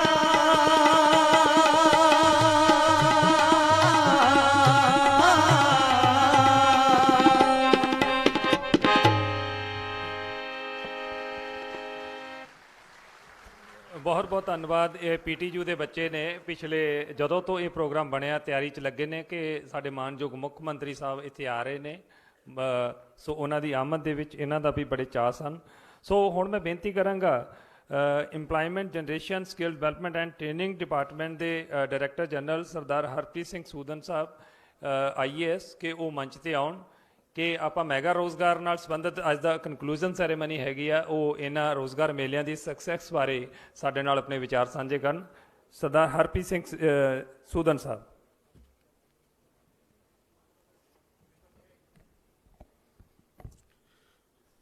ਮਾਨਯੋਗ ਮੁੱਖ ਮੰਤਰੀ ਪੰਜਾਬ ਸਰਦਾਰ ਚਰਨਜੀਤ ਸਿੰਘ ਚੰਨੀ ਜੀ, ਅੱਜ ਦੇ ਪ੍ਰੋਗਰਾਮ ਵਿੱਚ ਸ਼ਿਰਕਤ ਕਰ ਰਹੇ ਸਾਰੇ ਮਾਨਯੋਗ MP ਸਾਹਿਬਾਨ, MLA ਸਾਹਿਬਾਨ, special chief secretary Punjab Shri Sanjay Kumar ji, principal secretary technical education and industrial training Shri G Ramesh Kumar ji, ਵੱਖ-ਵੱਖ ਵਿਭਾਗਾਂ ਦੇ ਮੁਖੀ ਤੇ ਸਾਡੇ ਵੱਖ-ਵੱਖ ਅਦਾਰਿਆਂ ਦੇ ਚੇਅਰਮੈਨ ਸਾਹਿਬ, ਮੇਰੇ ਪਿਆਰੇ ਯੁਵਾ ਸਾਥੀਓ, ਮੈਂ ਅੱਜ ਦੇ ਇਸ ਫੰਕਸ਼ਨ ਤੇ ਤੁਹਾਡਾ ਸਾਰਿਆਂ ਦਾ ਨਿੱਘਾ ਸਵਾਗਤ ਕਰਦਾ। ਮੇਰੇ ਲਈ ਬੜੇ ਮਾਣ ਦੀ ਗੱਲ ਹੈ ਕਿ ਅੱਜ ਮੈਂ ਇਸ ਫੰਕਸ਼ਨ ਤੇ ਮਾਨਯੋਗ ਮੁੱਖ ਮੰਤਰੀ ਸਾਹਿਬ ਦੇ ਸਾਹਮਣੇ ਉਹਨਾਂ ਦੇ ਹੀ ਵਿਭਾਗ ਦੀ ਕਾਰਗੁਜ਼ਾਰੀ ਬਾਰੇ ਕੁਝ ਚਾਨਣਾ ਪਾਉਣ ਜਾ ਰਿਹਾ। 2017 ਜਦ ਨਵੀਂ ਸਰਕਾਰ ਹੋਂਦ ਵਿੱਚ ਆਈ ਤਾਂ ਇਹ ਜਿਹੜਾ ਵਿਭਾਗ ਰੋਜ਼ਗਾਰ ਉਤਪੱਤੀ, ਹੁਨਰ ਵਿਕਾਸ ਅਤੇ ਸਿਖਲਾਈ ਵਿਭਾਗ, ਇਹ ਮਾਨਯੋਗ ਮੁੱਖ ਮੰਤਰੀ ਸਾਹਿਬ ਕੋਲ ਇਹਦੀ ਕਾਰਗੁਜ਼ਾਰੀ ਸਾਂਭੀ ਗਈ। ਇਸ ਵਿਭਾਗ ਨੇ ਪਿਛਲੇ 5 ਸਾਲਾਂ ਵਿੱਚ ਇਹਨਾਂ ਦੀ ਅਗਵਾਈ ਵਿੱਚ ਬਹੁਤ ਤਰੱਕੀ ਕੀਤੀ ਹੈ ਤੇ ਅੱਜ ਮੈਂ ਤੁਹਾਨੂੰ ਇਸ ਵਿਭਾਗ ਦੀ ਕਾਰਗੁਜ਼ਾਰੀ ਬਾਰੇ ਕੁਝ ਛੋਟਾ ਜਿਹਾ ਚਾਨਣਾ ਪਾਵਾਂਗਾ। ਸਭ ਤੋਂ ਪਹਿਲਾਂ ਅੱਜ ਦਾ ਜਿਹੜਾ ਇਹ ਮੌਕਾ ਸਾਡੀ 7ਵੇਂ ਮੈਗਾ ਰੋਜ਼ਗਾਰ ਮੇਲੇ ਦੀ ਫੈਲੀਸੀਟੇਸ਼ਨ ਸੈਰੇਮਨੀ ਦਾ ਹੈਗਾ, ਉਹਦੇ ਬਾਰੇ ਮੈਂ ਥੋੜ੍ਹੇ ਜਿਹੇ ਇਤਿਹਾਸ ਤੇ ਤੁਹਾਨੂੰ ਚਾਨਣਾ ਪਾਵਾਂ ਤਾਂ ਅਸੀਂ 5 ਮੈਗਾ ਰੋਜ਼ਗਾਰ ਮੇਲੇ ਮਾਨਯੋਗ ਮੁੱਖ ਮੰਤਰੀ ਜੀ ਦੀ ਅਗਵਾਈ ਵਿੱਚ ਅਗਸਤ 2017 ਤੋਂ ਫਿਜ਼ੀਕਲ ਮੋਡ ਵਿੱਚ 19 ਤੱਕ ਲਗਾਏ। ਫਿਰ ਕੋਵਿਡ ਮਹਾਮਾਰੀ ਨੇ ਆ ਕੇ ਹਰ ਕਿਸੇ ਦੀ ਤਰ੍ਹਾਂ ਸਾਡੇ ਵਿਭਾਗ ਦਾ ਵੀ ਜਿਹੜੀ ਕਾਰਗੁਜ਼ਾਰੀ ਹੈ ਉਸ ਨੂੰ ਅਸਤ-ਵਿਅਸਤ ਕਰਤਾ। ਪਰ ਇਹ ਮਾਨਯੋਗ ਮੁੱਖ ਮੰਤਰੀ ਜੀ ਦੀ ਦ੍ਰਿੜ ਨਿਸ਼ਚੈ ਸੀਗਾ ਕਿ ਇਸ ਮਹਾਮਾਰੀ ਦੇ ਸਮੇਂ ਵਿੱਚ ਵੀ ਅਸੀਂ ਬੱਚਿਆਂ ਨੂੰ, ਬੇਰੋਜ਼ਗਾਰ ਨੌਜਵਾਨਾਂ ਨੂੰ ਜਿਹੜਾ ਰੋਜ਼ਗਾਰ ਹੈ ਉਹ ਮੁਹੱਈਆ ਕਰਵਾਉਣਾ ਹੀ ਹੈ। ਇਸ ਨੂੰ ਮੁੱਖ ਰੱਖਦੇ ਹੋਏ ਅਸੀਂ 6ਵਾਂ ਮੈਗਾ ਰੋਜ਼ਗਾਰ ਮੇਲਾ ਵਰਚੁਅਲ ਮੋਡ ਵਿੱਚ ਕਰਵਾਇਆ, ਜਿਹਦੇ ਨਾਲ ਹੀ ਅਸੀਂ ਹਾਈ ਐਂਡ ਜੌਬ ਮੇਲਾ ਵੀ ਵਰਚੁਅਲ ਮੋਡ ਵਿੱਚ ਕਰਵਾਇਆ, ਜਿਸ ਵਿੱਚ ਬਹੁਤ ਉੱਗੀ ਕੰਪਨੀਆਂ, ਮਾਈਕਰੋਸਾਫਟ, ਬਾਈਜੂਸ ਵਰਗੀ ਕੰਪਨੀਆਂ ਨੇ ਸ਼ਿਰਕਤ ਕੀਤੀ। ਇਸ ਤੋਂ ਇਲਾਵਾ ਮਾਨਯੋਗ ਮੁੱਖ ਮੰਤਰੀ ਜੀ ਦੀ ਅਗਵਾਈ ਵਿੱਚ ਵਿਭਾਗ ਵੱਲੋਂ ਬਹੁਤ ਸਾਰੇ ਉਦਮ ਕੀਤੇ ਗਏ। ਮੈਂ ਇੱਕ ਇੱਕ ਕਰਕੇ ਤੁਹਾਨੂੰ ਉਹਨਾਂ ਬਾਰੇ ਦੱਸਣਾ ਚਾਹਾਂਗਾ। ਜਿਵੇਂ ਕਿ ਇਹਨਾਂ ਦੀ ਅਗਵਾਈ ਵਿੱਚ ਮੇਰਾ ਕੰਮ ਮੇਰਾ ਮਾਨ ਸਕੀਮ, ਆਰਟੀਫਿਸ਼ੀਅਲ ਇੰਟੈਲੀਜੈਂਸ ਤੇ ਡੇਟਾ ਐਨਾਲਿਟਿਕਸ ਦਾ IIT ਰੋਪੜ ਨਾਲ ਕੋਰਸ, ਫੋਰਨ ਸੈੱਲ ਅਤੇ ਹੋਰ ਬਹੁਤ ਇਹੋ ਜਿਹੇ ਉਪਰਾਲੇ ਨੇ ਜਿਹੜੇ ਮਾਨਯੋਗ ਮੁੱਖ ਮੰਤਰੀ ਜੀ ਆਪਣੀ ਸਪੀਚ ਵਿੱਚ ਤੁਹਾਨੂੰ ਆਪਣੇ ਸ਼ਬਦਾਂ ਵਿੱਚ ਉਹਦੇ ਬਾਰੇ ਚਾਨਣਾ ਪਾਣਗੇ। ਮੇਰੇ ਲਈ ਬੜੇ ਮਾਣ ਦੀ ਗੱਲ ਹੈ ਕਿ ਅੱਜ ਮੁੱਖ ਮੰਤਰੀ ਜੀ ਸਾਡੇ ਇੱਥੇ ਸ਼ਿਰਕਤ ਕਰ ਰਹੇ ਨੇ ਤੇ ਜਿਹੜਾ ਬਾਕੀ ਪ੍ਰੋਗਰਾਮ ਹੈਗਾ ਉਹ ਇਹਨਾਂ ਦੀ ਅਗਵਾਈ ਵਿੱਚ ਬਹੁਤ ਹੀ ਵਧੀਆ ਤਰੀਕੇ ਨਾਲ ਇਹਨਾਂ ਦੀ ਅਗਵਾਈ ਵਿੱਚ ਕੀਤਾ ਜਾਵੇਗਾ, ਮੁਕੰਮਲ ਕੀਤਾ ਜਾਵੇਗਾ। ਮੈਂ ਅੱਜ ਇਸ ਸਮਾਗਮ ਤੇ ਆਉਣ ਤੇ ਇਹਨਾਂ ਦਾ ਬਹੁਤ ਬਹੁਤ ਧੰਨਵਾਦੀ ਹਾਂ।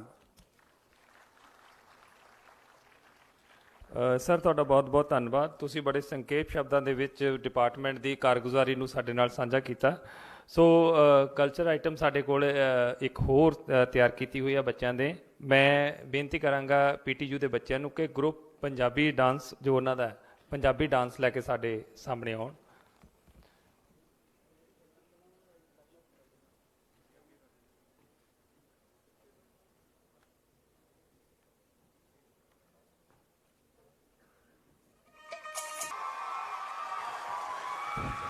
ਬਹੁਤ ਬਹੁਤ ਧੰਨਵਾਦ। ਸਾਡੇ ਬੱਚਿਆਂ ਦਾ ਵੀ ਆਈਟਮ ਤਾਂ ਬਹੁਤ ਵਧੀਆ ਹੀ ਸੀਗੀ, ਨਾਲ ਇਹ ਬੱਚਿਆਂ ਦਾ ਵੀ ਧੰਨਵਾਦ, ਕਿੰਨੀ ਹੌਸਲਾ ਅਫਜ਼ਾਈ ਕੀਤੀ ਹੈ ਉਹਨਾਂ ਨੇ ਆਪਣੇ ਨਾਲ ਦੇ ਬੱਚਿਆਂ ਦੀ। ਸੋ ਸਾਡੇ ਮਾਨਯੋਗ ਮੁੱਖ ਮੰਤਰੀ ਆਪਣੇ ਸਰਦਾਰ ਚਰਨਜੀਤ ਸਿੰਘ ਚੰਨੀ ਜੀ ਨੂੰ ਇੱਕ ਰਿਕੁਐਸਟ ਆਈ ਹੈ। ਮੈਂ ਉਹ ਬੱਚਿਆਂ ਦੇ ਦੂਤ ਵਜੋਂ ਤੁਹਾਡੇ ਅੱਗੇ ਰਿਕੁਐਸਟ ਕਰਦਾ ਕਿ ਉਹਨਾਂ ਨੇ ਬੇਨਤੀ ਕੀਤੀ ਹੈ ਕਿ ਮਾਨਯੋਗ ਮੁੱਖ ਮੰਤਰੀ ਸਾਹਿਬ ਅਗਰ ਉਹ ਅਲਾਓ ਕਰਨ ਤਾਂ ਉਹ ਤੁਹਾਡੇ ਨਾਲ ਇੱਕ ਫੋਟੋ ਖਿਚਵਾਉਣੀ ਚਾਹੁੰਦੇ ਨੇ ਸਟੇਜ ਤੇ ਆਪਣੇ ਮੁਬਾਰਕ ਕਦਮ ਤੁਸੀਂ ਮੰਚ ਤੇ ਲੈ ਕੇ ਆਓ। ਮਾਨਯੋਗ ਡਿਪਟੀ ਕਮਿਸ਼ਨਰ ਮੈਮ ਤੇ SSP ਸਾਹਿਬ ਸਾਡੇ ਕਪੂਰਥਲੇ ਦੇ ਉਹ ਨਾਲ ਆਉਣ ਤੇ ਬੱਚਿਆਂ ਦੀ ਫਰਮਾਇਸ਼ ਕਿ ਉਹ ਅੱਜ ਦੇ ਇਸ ਮੁਬਾਰਕ ਮੌਕੇ ਨੂੰ ਕਿਵੇਂ ਨਾ ਕਿਵੇਂ ਕੈਸ਼ ਕਰਨਾ ਚਾਹੁੰਦੇ ਨੇ ਬੱਚੇ। ਸੋ ਤਾੜੀਆਂ ਸਾਡੇ ਮਾਨਯੋਗ ਮੁੱਖ ਮੰਤਰੀ ਜੀ ਉਹਨਾਂ ਬੱਚਿਆਂ ਦੀ ਡਿਮਾਂਡ ਤੇ ਉਹਨਾਂ ਨੇ 1 ਮਿੰਟ ਵੀ ਨਹੀਂ ਲਾਇਆ ਤੇ ਉਹ ਆ ਕੇ ਬੱਚਿਆਂ ਦੇ ਵਿੱਚ ਆ ਗਏ ਨੇ, ਉਹਨਾਂ ਦੇ ਨਾਲ ਆਪਣਾ ਪਿਆਰ ਸਾਂਝਾ ਕਰ ਰਹੇ ਨੇ।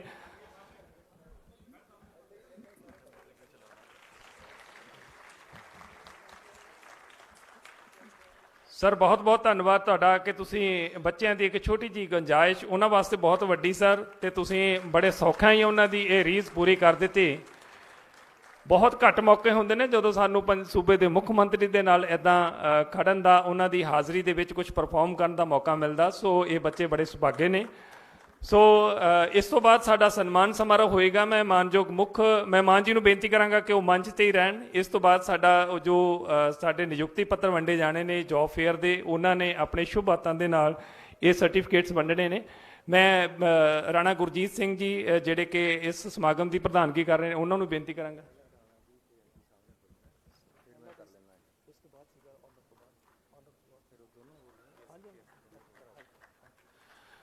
ਰਾਣਾ ਗੁਰਜੀਤ ਸਿੰਘ ਜੀ ਜਿਹੜੇ ਕਿ MLA ਕਪੂਰਥਲਾ ਨੇ, ਉਹ ਅੱਜ ਦੇ ਸਮਾਗਮ ਦੀ ਪ੍ਰਧਾਨਗੀ ਵੀ ਕਰ ਰਹੇ ਨੇ, ਉਹ ਵੀ ਮੰਚ ਤੇ ਆ ਜਾਣ।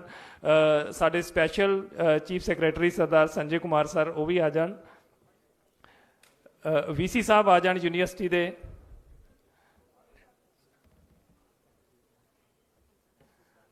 ਸਾਡੇ MP ਸਾਹਿਬ ਚੌਧਰੀ ਸੰਤੋਖ ਸਿੰਘ ਜੀ ਉਹ ਵੀ ਆ ਜਾਣ। ਡਿੰਪਾ ਸਾਹਿਬ ਸਰ ਆ ਜਾਣ ਤੇ ਮੁਹੰਮਦ ਸਦੀਕ ਜੀ ਆਏ ਨੇ, ਉਹ ਵੀ ਕਿਰਪਾ ਕੇਂਦਰ ਸਿੰਘ ਜੀ। ਮਹਿੰਦਰ ਸਿੰਘ KP ਜੀ, ਅਸ਼ਵਨੀ ਸ਼ੇਖੜੀ ਜੀ ਕਿਰਪਾ ਕਰਕੇ ਉਹ ਵੀ ਮੰਚ ਤੇ ਆ ਜਾਣ। ਮੁੱਖ ਮੰਤਰੀ ਸਾਹਿਬ ਨੇ ਇੱਛਾ ਪ੍ਰਗਟਾਈ ਹੈ ਕਿ ਤੁਸੀਂ ਜੁਆਇਨ ਕਰੋ ਉਹਨਾਂ ਨੂੰ।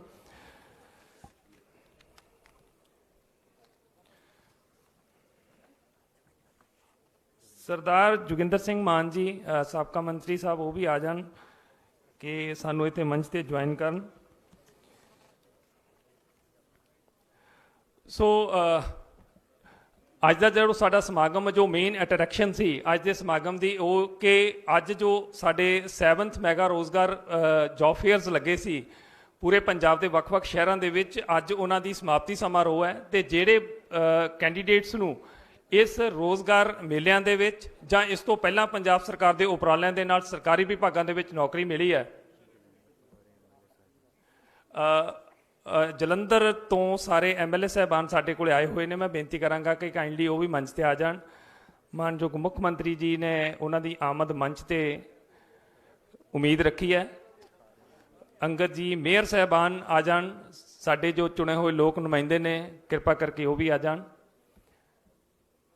ਸੋ ਸਾਡੇ ਮੰਚ ਨੂੰ ਅੱਜ ਪੂਰੇ ਰੰਗ ਭਾਗ ਲੱਗੇ ਨੇ ਇੰਨੀਆਂ ਪਿਆਰੀਆਂ ਸ਼ਖਸੀਅਤਾਂ ਇੱਕੋ ਮੰਚ ਤੇ ਇਕੱਠੀਆਂ ਸਾਡੇ ਕੋਲ ਅੱਜ ਨੇ ਕਪੂਰਥਲਾ ਤੇ ਪੀਟੀਯੂ ਦੇ ਇਹ ਭਾਗ ਨੇ ਕਿ ਐਡੀ ਸੋਹਣੀ ਗੈਦਰਿੰਗ ਆਪਾਂ ਜਿੱਥੇ ਜੁੜੀ ਆ ਤੇ ਇਸ ਸਮਾਗਮ ਦੇ ਵਿੱਚ ਆਪਾਂ ਸ਼ਿਰਕਤ ਕਰ ਰਹੇ ਹਾਂ ਸੋ ਅੱਜ ਦੇ ਸਮਾਗਮ ਦੀ ਸਾਡੀ ਮੇਨ ਅਟਰੈਕਸ਼ਨ ਕਿ ਜੋ ਬੱਚਿਆਂ ਨੂੰ ਪੰਜਾਬ ਸਰਕਾਰ ਦੇ ਵੱਖ-ਵੱਖ ਉਪਰਾਲਿਆਂ ਦੇ ਰਾਹੀਂ ਨੌਕਰੀਆਂ ਮਿਲੀਆਂ ਨੇ ਮੈਂ ਇੱਕ-ਇੱਕ ਕਰਕੇ ਉਹਨਾਂ ਬੱਚਿਆਂ ਦਾ ਨਾਮ ਲਵਾਂਗਾ ਉਹ ਬੱਚੇ ਆਉਣਗੇ ਆਪਣੇ ਨੋਡਲ ਅਫੀਸਰ ਸਾਹਿਬਾਨ ਲਿਆਣਗੇ ਉਹਨਾਂ ਨੂੰ ਤੇ ਇੱਕ-ਇੱਕ ਕਰਕੇ ਸਰਟੀਫਿਕੇਟ ਲੈਣਗੇ ਉਸ ਤੋਂ ਬਾਅਦ ਉਹਨਾਂ ਦੇ ਗਰੁੱਪ ਦੀ ਫੋਟੋ ਹੋ ਕੇ ਉਸ ਤੋਂ ਬਾਅਦ ਸਾਰੇ ਬੱਚੇ ਆਪਣੇ ਆਰਾਮ ਦੇ ਨਾਲ ਜਿੱਥੇ ਉਹਨਾਂ ਦੀ ਰਿਹਰਸਲ ਕਰਾਈ ਗਈ ਸੀ ਉੱਥੋਂ ਨਿਕਲ ਜਾਣਗੇ ਸੋ ਪੰਜਾਬ ਸਰਕਾਰ ਦੇ ਉਪਰਾਲਿਆਂ ਸਦਕਾ ਜਿਹੜੇ ਕੈਂਡੀਡੇਟਸ ਨੇ ਸਰਕਾਰੀ ਨੌਕਰੀਆਂ ਪ੍ਰਾਪਤ ਕੀਤੀਆਂ ਨੇ ਉਹਨਾਂ ਦੇ ਵਿੱਚ ਸਤਗੁਰ ਸਿੰਘ ਪੁੱਤਰ ਅਮਰੀਕ ਸਿੰਘ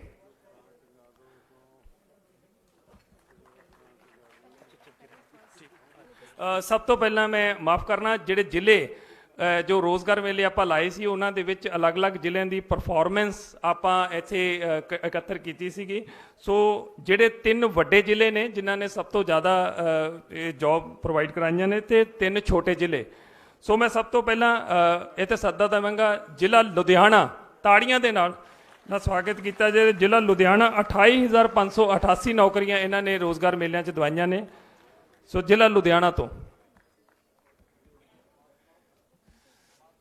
ਏਡੀਸੀ ਸਾਹਿਬ ਅਤੇ ਜੋ ਡੀਬੀਈ ਦੇ ਇੰਚਾਰਜ ਨੇ ਉਹ ਇੱਥੇ ਪਹੁੰਚੇ ਨੇ ਇਸ ਤੋਂ ਬਾਅਦ ਡਿਸਟ੍ਰਿਕਟ ਮੋਹਾਲੀ SAS ਨਗਰ ਸੈਕੰਡ 22968 ਜੌਬਸ ਪ੍ਰੋਵਾਈਡ ਕਰਾਈਆਂ ਨੇ ਥਰਡ ਨੰਬਰ ਤੇ ਡਿਸਟ੍ਰਿਕਟ ਪਟਿਆਲਾ 21163 7ਵਾਂ ਰੋਜ਼ਗਾਰ ਮੇਲੇ ਜੋ ਵੱਖ-ਵੱਖ ਜਗ੍ਹਾ ਤੇ ਲੱਗੇ 21163 ਨੌਕਰੀਆਂ ਇਸ ਮੇਲਿਆਂ ਦੇ ਵਿੱਚ ਜ਼ਿਲ੍ਹਾ ਪਟਿਆਲਾ ਦੇ ਵਿੱਚ ਮਿਲੀਆਂ ਤੇ ਹੁਣ ਮੈਂ ਸੱਦਾ ਦੇਵਾਂਗਾ ਜੋ ਸਾਡੇ ਪੰਜਾਬ ਦੇ 3 ਛੋਟੇ ਜ਼ਿਲ੍ਹੇ ਨੇ ਜਿਨ੍ਹਾਂ ਦੀ ਪਰਫਾਰਮੈਂਸ ਬਹੁਤ ਵਧੀਆ ਰਹੀ ਹੈ ਸਭ ਤੋਂ ਪਹਿਲਾਂ ਕਪੂਰਥਲਾ ਤਾੜੀਆਂ ਦੇ ਨਾਲ ਕਪੂਰਥਲਾ 12643 ਬੱਚਿਆਂ ਨੂੰ ਇਹ ਜੋ ਰੋਜ਼ਗਾਰ ਮੇਲੇ ਲੱਗੇ ਸਨ ਉਹਨਾਂ ਦੇ ਵਿੱਚ ਬੱਚਿਆਂ ਨੂੰ ਨੌਕਰੀਆਂ ਮਿਲੀਆਂ ਤੇ ਉਹਨਾਂ ਨੂੰ ਰੋਜ਼ਗਾਰ ਦੇ ਕਾਬਿਲ ਬਣਾਇਆ ਗਿਆ ਉਹਨਾਂ ਦੇ ਕੰਮ ਧੰਦੇ ਸ਼ੁਰੂ ਕਰਵਾਏ ਗਏ ਇਸ ਤੋਂ ਬਾਅਦ ਸੈਕੰਡ ਹੁਸ਼ਿਆਰਪੁਰ 12522 ਡਿਸਟ੍ਰਿਕਟ ਹੁਸ਼ਿਆਰਪੁਰ ਤੋਂ 12522 ਇਸ ਤੋਂ ਬਾਅਦ ਤੀਸਰਾ ਜ਼ਿਲ੍ਹਾ ਸਾਡਾ ਫਾਜ਼ਿਲਕਾ ਡਿਪਟੀ ਕਮਿਸ਼ਨਰ ਸਾਹਿਬ ਖੁਦ ਆਏ ਨੇ ਅਰਵਿੰਦਪਾਲ ਸਿੰਘ ਸੰਧੂ ਸਰ ਸੋ ਤਾੜੀਆਂ ਜ਼ਰੂਰ ਵੱਜਣੀਆਂ ਚਾਹੀਦੀਆਂ ਨੇ 7237 ਬੱਚਿਆਂ ਨੂੰ ਰੋਜ਼ਗਾਰ ਮੁਹੱਈਆ ਕਰਵਾਇਆ ਗਿਆ ਸੋ ਬਹੁਤ ਬਹੁਤ ਧੰਨਵਾਦ ਸਰ ਸੋ ਇਸ ਤੋਂ ਬਾਅਦ ਜੋ ਬੱਚਿਆਂ ਨੂੰ ਇੱਥੇ ਸਰਟੀਫਿਕੇਟਸ ਡਿਸਟ੍ਰੀਬਿਊਟ ਕੀਤੇ ਜਾਣੇ ਆ ਅਲੱਗ-ਅਲੱਗ ਸਕੀਮਾਂ ਦੇ ਵਿੱਚ ਉਹਨਾਂ ਦੇ ਵਿੱਚ ਮੈਂ ਸਤਗੁਰ ਸਿੰਘ ਪੁੱਤਰ ਅਮਰੀਕ ਸਿੰਘ ਜਿਨ੍ਹਾਂ ਨੂੰ ਸਰਕਾਰੀ ਨੌਕਰੀਆਂ ਮਿਲੀਆਂ ਪੰਜਾਬ ਸਰਕਾਰ ਦੇ ਉਪਰਾਲਿਆਂ ਦੇ ਨਾਲ ਸਤਗੁਰ ਸਿੰਘ ਇਸ ਤੋਂ ਬਾਅਦ ਅੰਤਰਜੀਤ ਕੌਰ ਉਹ ਵੀ ਆ ਜਾਣ ਸਵਨੀਤ ਕੌਰ ਪੁੱਤਰੀ ਸਤਿੰਦਰ ਸਿੰਘ ਇਸ ਤੋਂ ਬਾਅਦ ਮੁਹੰਮਦ ਸ਼ਹਿਜ਼ਾਦ ਸਲੀਮ ਇਸ ਤੋਂ ਬਾਅਦ ਮਨਿੰਦਰ ਸਿੰਘ ਪੁੱਤਰ ਬਗੀਚਾ ਸਿੰਘ ਸੰਦੀਪ ਸ਼ਰਮਾ ਪੁੱਤਰ ਬੰਤ ਰਾਮ ਇਸ ਤੋਂ ਬਾਅਦ ਸ਼੍ਰੀ ਹਰਸ਼ ਪੁੱਤਰ ਦਵਿੰਦਰ ਕੁਮਾਰ ਗਗਨਜੋਤ ਸਿੰਘ ਪੁੱਤਰ ਗੁਰਜੀਤ ਸਿੰਘ ਇਹ ਉਹ ਬੱਚੇ ਇਹ ਕੈਂਡੀਡੇਟਸ ਨੇ ਜਿਨ੍ਹਾਂ ਨੂੰ ਸਰਕਾਰੀ ਨੌਕਰੀਆਂ ਲਈ ਮਿਲੀਆਂ ਨੇ ਪੰਜਾਬ ਸਰਕਾਰ ਵੱਲੋਂ ਫੈਸਿਲਿਟੇਟ ਕੀਤਾ ਗਿਆ ਨੰਦਿਕਾ ਖੁੱਲਰ ਪੁੱਤਰੀ ਡਾਕਟਰ ਵੀਕੇ ਖੁੱਲਰ ਇਸ ਤੋਂ ਬਾਅਦ ਆਸ਼ੀਸ਼ ਸਰਫ ਪੁੱਤਰ ਐਸਪੀ ਸਰਫ ਸੋਨਿਕਾ ਰਾਣੀ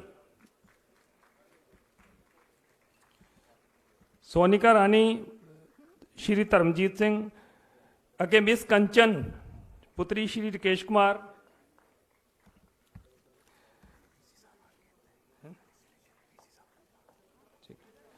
ਇਸ ਤੋਂ ਬਾਅਦ ਮਨਦੀਪ ਕੌਰ,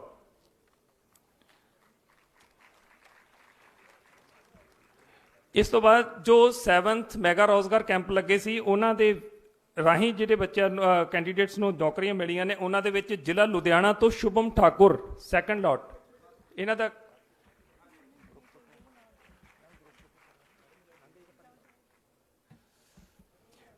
ਲੁਧਿਆਣਾ ਤੋਂ ਸ਼ੁਭਮ ਠਾਕੁਰ, ਇਸ ਤੋਂ ਬਾਅਦ ਲੁਧਿਆਣਾ ਤੋਂ ਹੀ ਮਨਜਿੰਦਰ ਸਿੰਘ ਪੁੱਤਰ ਪਰਮਜੀਤ ਸਿੰਘ, ਇਸ ਤੋਂ ਬਾਅਦ SAS ਨਗਰ ਤੋਂ ਇਮਰਾਨ ਮਲਿਕ,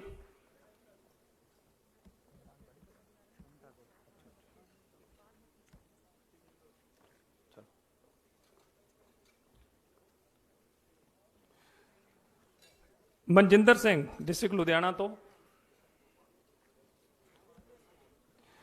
ਇਸ ਤੋਂ ਬਾਅਦ ਇਮਰਾਨ ਮਲਿਕ,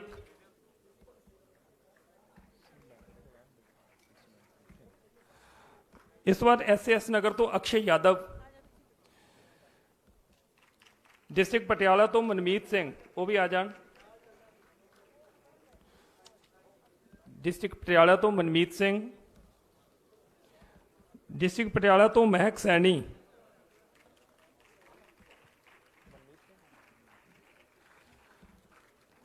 ਇਸ ਤੋਂ ਬਾਅਦ ਡਿਸਟ੍ਰਿਕਟ ਕਪੂਰਥਲਾ ਤੋਂ ਅੰਕੁਸ਼,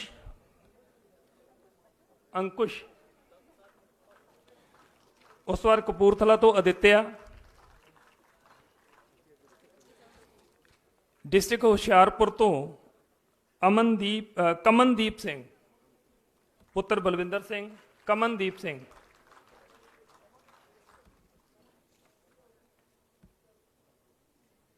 ਕਮਨਦੀਪ, ਡਿਸਟ੍ਰਿਕਟ ਹੁਸ਼ਿਆਰਪੁਰ ਤੋਂ ਰੂਪਾਲੀ ਪੁੱਤਰੀ ਬ੍ਰਿਜਮੋਹਨ, ਡਿਸਟ੍ਰਿਕਟ ਫਾਜ਼ਿਲਕਾ ਤੋਂ ਸੁਖਚੈਨ ਸਿੰਘ ਪੁੱਤਰ ਹਰਜਿੰਦਰ ਸਿੰਘ, ਡਿਸਟ੍ਰਿਕਟ ਫਾਜ਼ਿਲਕਾ ਤੋਂ ਮਨਜੀਤ ਸਿੰਘ ਪੁੱਤਰ ਜਰਨੈਲ ਸਿੰਘ, ਫਾਜ਼ਿਲਕਾ ਤੋਂ ਹੀ ਸੰਦੀਪ ਕੁਮਾਰ ਪੁੱਤਰ ਅਨਿਲ ਕੁਮਾਰ,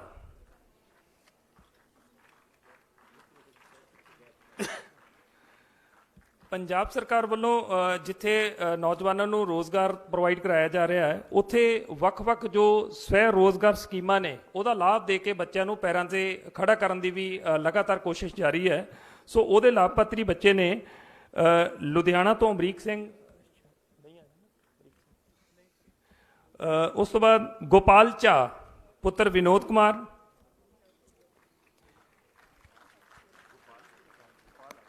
ਇਸ ਤੋਂ ਬਾਅਦ ਜਗਨਨਾਥ ਸ਼ਰਮਾ SAS ਨਗਰ, ਜਗਨਨਾਥ ਸ਼ਰਮਾ,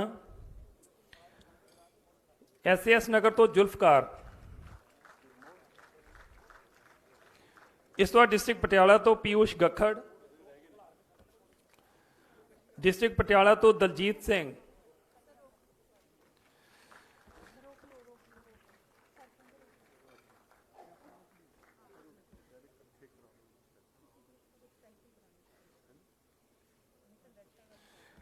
ਇਸ ਤੋਂ ਬਾਅਦ ਕਪੂਰਥਲਾ ਲਵਪ੍ਰੀਤ ਸਿੰਘ, ਲਵਪ੍ਰੀਤ ਤੋਂ ਬਾਅਦ ਸੁਖਜਿੰਦਰ ਸਿੰਘ, ਇਸ ਤੋਂ ਇਲਾਵਾ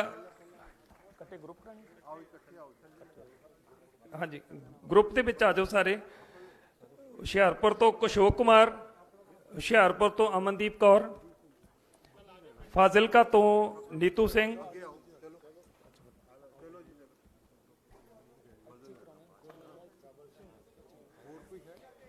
ਇਸ ਤੋਂ ਬਾਅਦ ਫਾਜ਼ਿਲਕਾ ਤੋਂ ਗੁਰਮੀਤ ਸਿੰਘ,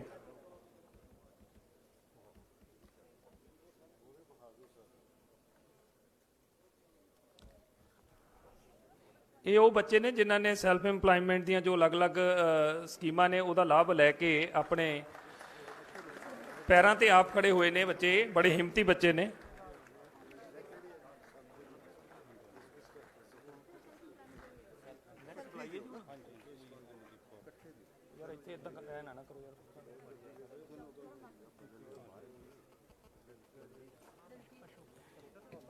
ਇਸ ਤੋਂ ਬਾਅਦ ਮਿਸ਼ਨ ਰੈਡ ਸਕਾਈ ਪੰਜਾਬ ਸਰਕਾਰ ਵੱਲੋਂ ਇੱਕ ਮਿਸ਼ਨ ਰੈਡ ਸਕਾਈ ਸ਼ੁਰੂ ਕੀਤਾ ਗਿਆ ਹੈ, ਸੋ ਉਹਦੇ ਵੀ ਸਾਡੇ ਕੋਲ ਬੱਚੇ ਲਾਭਪਾਤਰੀ ਆਏ ਨੇ। ਮੈਂ ਉਹਨਾਂ ਦਾ ਵੀ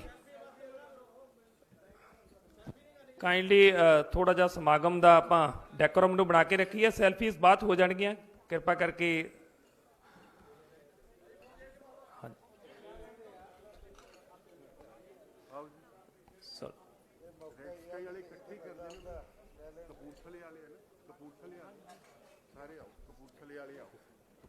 ਰੈਡ ਸਕਾਈ ਮੈਂ ਨਾਮ ਨਹੀਂ ਲਵਾਂਗਾ, ਜੋ ਵੀ ਬੱਚੇ ਰੈਡ ਸਕਾਈ ਦੇ ਗਰੁੱਪ ਦੇ ਹੈਗੇ ਨੇ ਉਹਨਾਂ ਨੂੰ ਪਹਿਲਾਂ ਦੱਸਿਆ ਉਹ ਮੰਚ ਤੇ ਆ ਜਾਣ।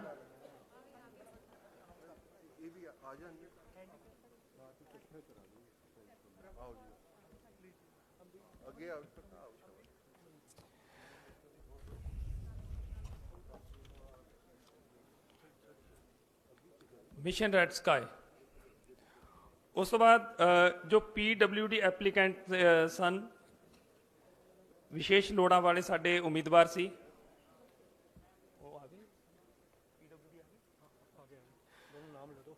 ਕਪੂਰਥਲਾ ਤੋਂ ਪ੍ਰਭੂ ਕੁਮਾਰ ਅਤੇ ਅਮਰੀਕ ਸਿੰਘ, ਉਹਨਾਂ ਨੂੰ ਵੀ ਸਾਡੇ ਮਾਨਯੋਗ ਮੁੱਖ ਮੰਤਰੀ ਜੀ ਨੇ ਇਹ ਜੋ ਉਹਨਾਂ ਦੇ ਸਰਟੀਫਿਕੇਟ ਨੇ ਉਹ ਅੱਜ ਹੈਂਡਓਵਰ ਕੀਤੇ ਨੇ। ਸੋ ਬਹੁਤ ਤਾੜੀਆਂ ਜ਼ਰੂਰ ਮਾਰ ਦਿਓ ਜੀ ਸਾਰੇ ਜਿੰਨੇ ਆਪਣੇ ਅੱਜ ਦੇ ਇਹ ਨੌਜਵਾਨ ਨੇ ਜਿਹੜੇ ਆਪਣੇ ਅੱਜ ਕੰਮ ਧੰਦਿਆਂ ਦੇ ਨਾਲ ਨੌਕਰੀਆਂ ਦੇ ਨਾਲ ਜੁੜੇ ਨੇ, ਇਹਨਾਂ ਨੂੰ ਬਹੁਤ ਬਹੁਤ ਮੁਬਾਰਕਬਾਦ। ਸੋ ਹੁਣ ਅੱਜ ਇਹ ਮੌਕਾ, ਇੱਕ ਗਰੁੱਪ ਫੋਟੋ ਦੀ ਡਿਮਾਂਡ ਹੈ, ਅਗਰ ਮਿਸ਼ਨ ਸਕਾਈ ਵਾਲੇ ਬੱਚੇ ਹੈਗੇ ਨੇ ਜਾਂ ਹੋ ਗਿਆ ਠੀਕ, ਕਿਉਂਕਿ ਅੱਜ ਇਹ ਬੜਾ ਮੁਬਾਰਕ ਮੌਕਾ ਸਾਡੇ ਡਿਸਟ੍ਰਿਕਟ ਐਡਮਿਨਿਸਟ੍ਰੇਸ਼ਨ ਕਪੂਰਥਲਾ ਵਾਸਤੇ, ਪੰਜਾਬ ਸਰਕਾਰ ਵਾਸਤੇ ਤੇ ਮੁੱਖ ਮੰਤਰੀ ਸਾਹਿਬ ਸਾਡੇ ਅੱਜ ਦੇ ਸਮਾਗਮ ਦੇ ਇਸ ਅਗਵਾਈ ਕਰ ਰਹੇ ਨੇ। ਤੇ ਹੁਣ ਅਸੀਂ ਮਾਨਯੋਗ ਸਾਡੇ ਮਾਨਯੋਗ ਮੁੱਖ ਮੰਤਰੀ ਸਾਹਿਬ ਦਾ ਸਨਮਾਨ ਕੀਤਾ ਜਾ ਰਿਹਾ ਹੈ। ਮੁੱਖ ਮੰਤਰੀ ਸਾਹਿਬ ਸਾਡੇ ਕੋਲ ਅੱਜ ਵਿਸ਼ੇਸ਼ ਤੌਰ ਤੇ ਉਹਨਾਂ ਦਾ ਪਹਿਲਾ ਇਹ ਸਰਕਾਰੀ ਫੰਕਸ਼ਨ ਹੈ ਜੀ, ਬਤੌਰ ਮੁੱਖ ਮਹਿਮਾਨ ਉਹ ਬਤੌਰ ਮੁੱਖ ਮੰਤਰੀ ਸਾਡੇ ਕੋਲ ਪਹੁੰਚੇ ਨੇ। ਇੱਕ ਵਾਰ ਫਿਰ ਤਾੜੀਆਂ ਜ਼ਰੂਰ ਮਾਰ ਦਿਓ ਸਾਡੇ ਵਾਸਤੇ, ਬੜੀ ਉਹਨਾਂ ਦੀ ਮਾਮਦ ਬੜੀ ਸਾਡੇ ਵਾਸਤੇ ਮੁਬਾਰਕ ਹੈ। ਸੋ ਉਹਨਾਂ ਦੇ ਆਉਣ ਨਾਲ ਅੱਜ ਦਾ ਇਹ ਸਾਡਾ, ਸੋ ਮੈਂ ਹੁਣ ਸਾਡੇ ਮੁੱਖ ਮਹਿਮਾਨ ਜੀ ਨੂੰ ਅਤੇ ਹੋਰ ਸਾਡੀਆਂ ਪ੍ਰਮੁੱਖ ਸ਼ਖਸੀਅਤਾਂ ਨੇ ਉਹਨਾਂ ਨੂੰ ਮੈਂ ਕਹਾਂਗਾ ਕਿ ਉਹ ਆਪਣਾ ਸਥਾਨ ਗ੍ਰਹਿਣ ਕਰਨ। ਸੋ ਬਹੁਤ ਬਹੁਤ ਧੰਨਵਾਦ। ਜਿੱਥੇ ਸਾਡੇ ਮਾਨਯੋਗ ਮੁੱਖ ਮੰਤਰੀ ਜੀ ਦਾ ਬਹੁਤ ਬਹੁਤ ਧੰਨਵਾਦ, ਉੱਥੇ ਉਹਨਾਂ ਦੇ ਨਾਲ ਜੋ ਇਹ ਪਿਆਰੀਆਂ ਸ਼ਖਸੀਅਤਾਂ ਸਾਡੇ ਕੋਲ ਆਈਆਂ ਸਨ ਉਹਨਾਂ ਦਾ ਵੀ ਬਹੁਤ ਬਹੁਤ ਧੰਨਵਾਦ। ਮੈਂ ਸਾਡੇ ਕਪੂਰਥਲਾ ਦੇ MLA ਰਾਣਾ ਗੁਰਜੀਤ ਸਿੰਘ ਜੀ ਨੂੰ ਬੇਨਤੀ ਕਰਾਂਗਾ ਕਿ ਉਹ ਮੰਚ ਤੇ ਹੀ ਰਹਿਣ। ਉਹ ਸਮਾਗਮ ਦੀ ਪ੍ਰਧਾਨਗੀ ਵੀ ਕਰ ਰਹੇ ਨੇ ਤੇ ਉਹਨਾਂ ਨੇ ਇਸ ਅੱਜ ਦੇ ਸਮਾਗਮ ਦੇ ਵਿੱਚ ਆਪਣੇ ਜੋ ਮਨ ਦੇ ਚਾਅ ਨੇ, ਵਲਵਲੇ ਨੇ, ਕਿਉਂਕਿ ਮੁੱਖ ਮੰਤਰੀ ਸਾਹਿਬ ਉਹਨਾਂ ਦੀ ਕੌਂਸਟੀਚੁਐਂਸੀ ਦੇ ਵਿੱਚ ਆਏ ਨੇ, ਉਹ ਸਾਡੇ ਨਾਲ ਸਾਂਝੇ ਕਰਨੇ ਨੇ। ਮੈਂ ਸਾਰਿਆਂ ਨੂੰ ਬੇਨਤੀ ਕਰਾਂਗਾ ਸਾਡੀਆਂ ਇੰਨੀਆਂ ਪਿਆਰੀਆਂ ਸ਼ਖਸੀਅਤਾਂ ਨੂੰ ਕਿ ਉਹ ਆਪੋ ਆਪਣਾ ਸਥਾਨ ਲੈਣ। ਤੇ ਮੈਂ ਬੜੇ ਅਦਬ ਸਤਿਕਾਰ ਦੇ ਨਾਲ ਸਾਡੇ ਹਲਕਾ ਕਪੂਰਥਲਾ ਤੋਂ ਵਿਧਾਇਕ ਸਾਬਕਾ ਮੰਤਰੀ ਰਾਣਾ ਗੁਰਜੀਤ ਸਿੰਘ ਜੀ ਨੂੰ ਬੇਨਤੀ ਕਰਾਂਗਾ ਕਿ ਉਹ ਆਪਣੇ ਮੁਬਾਰਕ ਸ਼ਬਦ ਸਾਡੇ ਨਾਲ ਸਾਂਝੇ ਕਰਨ। ਰਾਣਾ ਗੁਰਜੀਤ ਸਿੰਘ ਜੀ।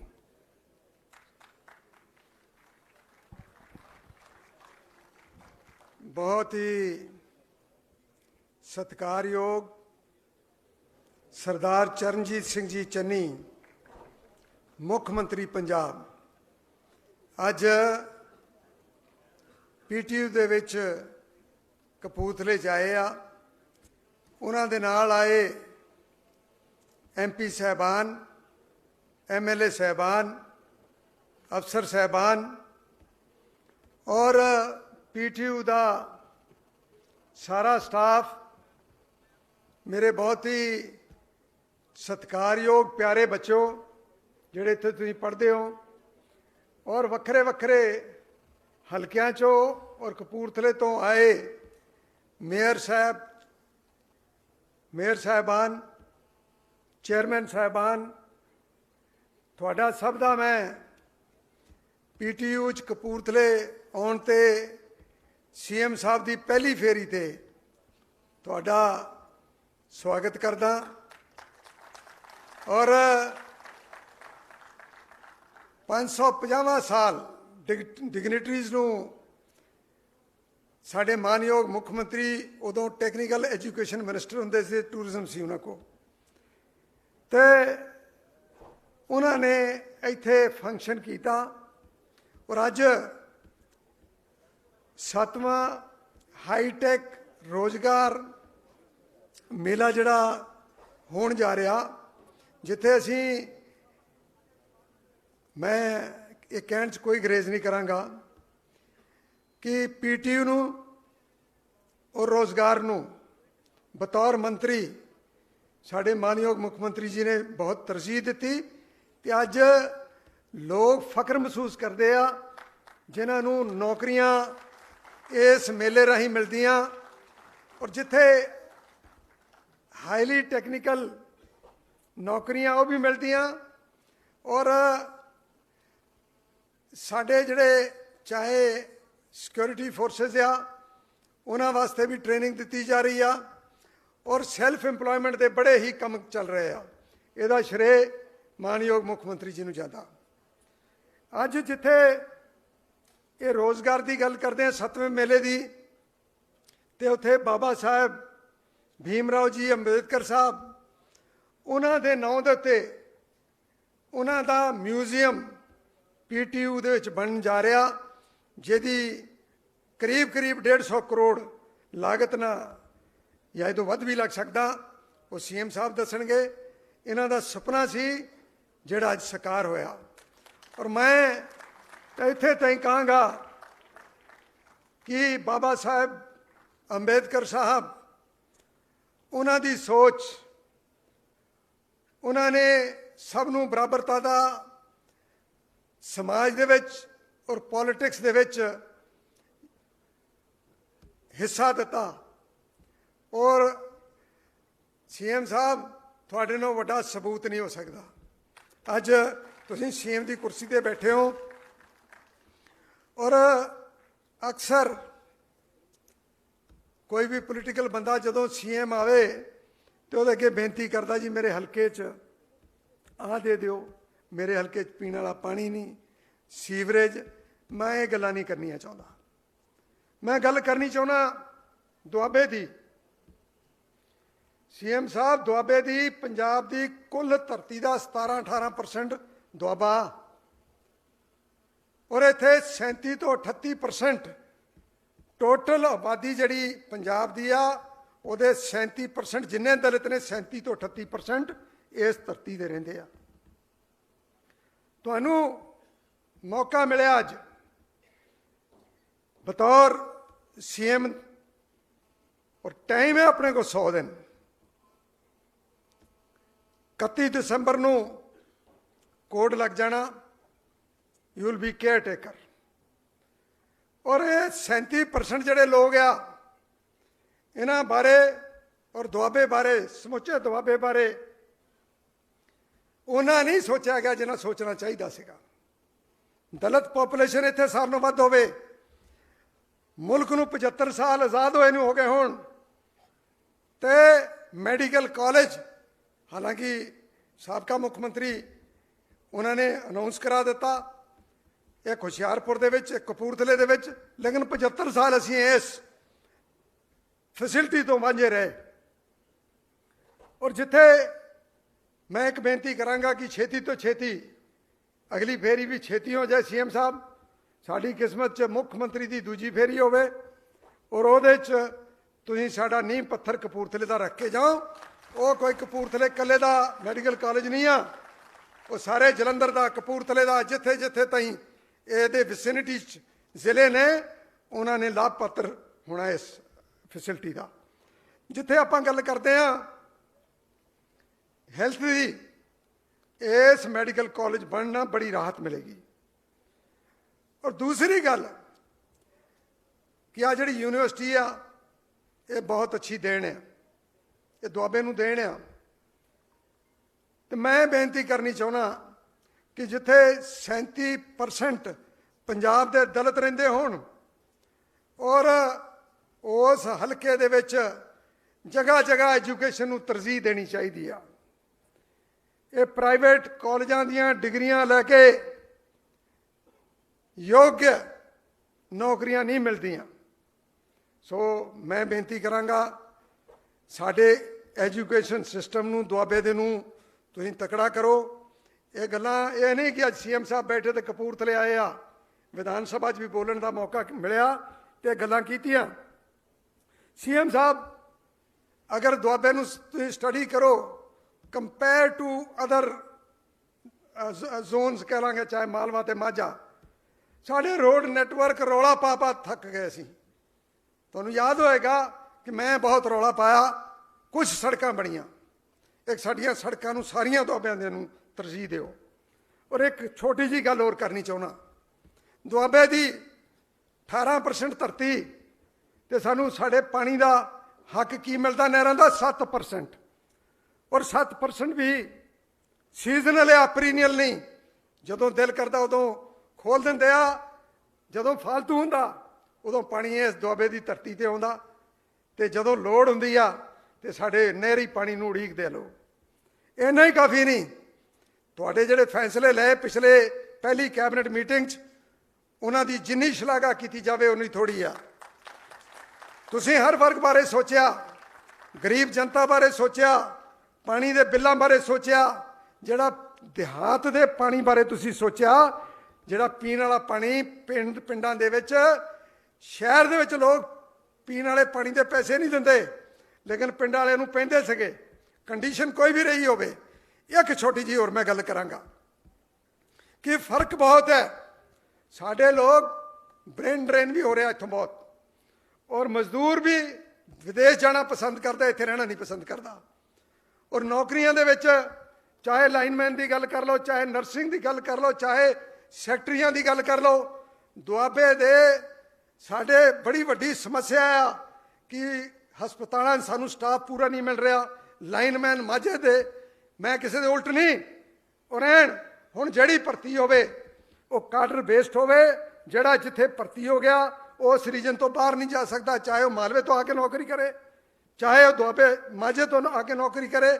ਜੇ ਉਹ ਕੰਪੀਟੀਸ਼ਨ 'ਚ ਯੋਗ ਆ ਤਾਂ ਉਹਨੂੰ ਨੌਕਰੀ ਮਿਲਣੀ ਆ। ਟਰਾਂਸਪੇਰੈਂਸੀ ਤਾਂ ਹੈ ਹੀ, ਲੇਕਿਨ ਇਹਨੂੰ ਜ਼ੋਨ ਵਾਈਜ਼ ਕਰ ਦਿਓ। ਸਾਡੇ ਅੱਜ ਕੁੱਲ 22 ਜਾਂ 24% ਲੋਕਾਂ ਦੇ ਨਾਲ PSPCL ਚੱਲ ਰਹੀ ਆ। ਜੇ ਲਾਈਨ ਖਰਾਬ ਹੋ ਜਾਵੇ ਤਾਂ JE ਹੈ ਨਹੀਂ, SDO ਹੈ ਨਹੀਂ, ਲਾਈਨਮੈਨ ਹੈ ਨਹੀਂ। ਸੋ ਮੈਂ ਕਿੱਧਰ ਨੂੰ ਚੱਲ ਗਿਆ, ਇਹ ਸਾਂਝੀ ਸੀਗੀ। ਬਹੁਤ ਸਾਰੇ MLA ਸਾਹਿਬਾਨ, ਸਾਡੇ ਚੌਧਰੀ ਸਾਹਿਬ ਵੀ ਇੱਥੇ ਬੈਠੇ ਆ, ਦੁਆਬੇ ਦੇ ਹੋਰ ਲੀਡਰ ਵੀ ਬੈਠੇ ਆ। ਇਹ ਸਾਡਾ ਫਰਕ ਕੱਢਣਾ ਚਾਹੀਦਾ। ਔਰ ਇੰਨਾ ਹੀ ਨਹੀਂ, ਮੈਂ ਇੱਕ ਹੋਰ ਤੁਹਾਨੂੰ ਗੱਲ ਦੱਸਾਂ, 2 ਜ਼ਿਲ੍ਹਿਆਂ ਦੇ ਵਿੱਚ 2 ਜ਼ਿਲ੍ਹੇ, ਹੁਣ ਮੈਂ ਜ਼ਿਲ੍ਹਿਆਂ ਦੇ ਨਾਂ ਲੈਂਦਾ ਚੰਗਾ ਨਹੀਂ ਲੱਗੂਗਾ, ਉਹ ਕਿਸੇ ਵਿਅਕਤੀ ਵਿਸ਼ੇਸ਼ ਪਹਿਲੇ ਵਾਲਿਆਂ ਦੇ, ਇਹਨਾਂ ਤੋਂ ਵੀ ਪਹਿਲਾਂ ਵਾਲਿਆਂ ਦੇ 100 ਕਰੋੜ ਰੁਪਏ ਦੇ ਪਾਈਪ ਹਰ ਸਾਲ ਪੰਜਾਬ 'ਚ ਆਉਂਦੇ ਆ, ਅੰਡਰਗਰਾਊਂਡ ਲੇਇੰਗ ਹੁੰਦੀ ਆ, ਤਾਂ ਨਾ ਮਾਝੇ ਨੂੰ ਉਹਦਾ ਇੱਕ ਮੀਟਰ ਮਿਲਦਾ ਤੇ ਨਾ ਉਹਦਾ 1 ਮੀਟਰ ਦੁਆਬੇ ਨੂੰ ਮਿਲਦਾ। ਮੁਕਤਸਰ ਔਰ ਬਠਿੰਡੇ ਜੀ ਖੱਪ ਜਾਂਦੇ ਆ। ਸੋ ਮੈਂ ਇਹ ਬੇਨਤੀ ਕਰਾਂਗਾ, ਜਿਹੜੀ ਲੌਬਸਾਈਡਡ ਡਿਵੈਲਪਮੈਂਟ ਆ, ਦੂਰ ਅੰਦੇਸ਼ੀ ਨਾਲ ਲੋੜਵੰਦ ਲੋਕਾਂ ਲਈ, ਔਰ ਜੇ ਤੁਸੀਂ ਨਹੀਂ ਕਰਨਾ, ਕਿਉਂ ਨਹੀਂ ਕਰਨਾ? ਕਰਨਾ ਤੁਸੀਂ, ਤੁਹਾਤੋਂ ਕਰਾਉਣਾ, ਕਿਉਂਕਿ ਦਲਿਤ ਸਾਰਿਆਂ ਨਾਲੋਂ ਵੱਧ ਦੁਆਬੇ 'ਚ ਵਸਦੇ ਆ। ਅੱਛਾ ਬਈ ਨੌਜਵਾਨ ਲੋਕੋ, ਤੁਸੀਂ ਕਹੋਗੇ ਕਿੱਧਰ ਨੂੰ ਪੋਲੀਟੀਕਲ ਗੱਲ ਕਰਨ ਲੱਗ ਪਿਆ। ਮੈਂ ਸਮਝਦਾ ਕਿ ਚਰਨਜੀਤ ਸਿੰਘ ਜੀ ਚੰਨੀ ਮੁੱਖ ਮੰਤਰੀ ਪੰਜਾਬ, ਇਹਨਾਂ ਦੀ ਜਿਸ ਦਿਲਚਸਪੀ, ਇਹਨਾਂ ਦਾ ਦਿਲ, ਇਹਨਾਂ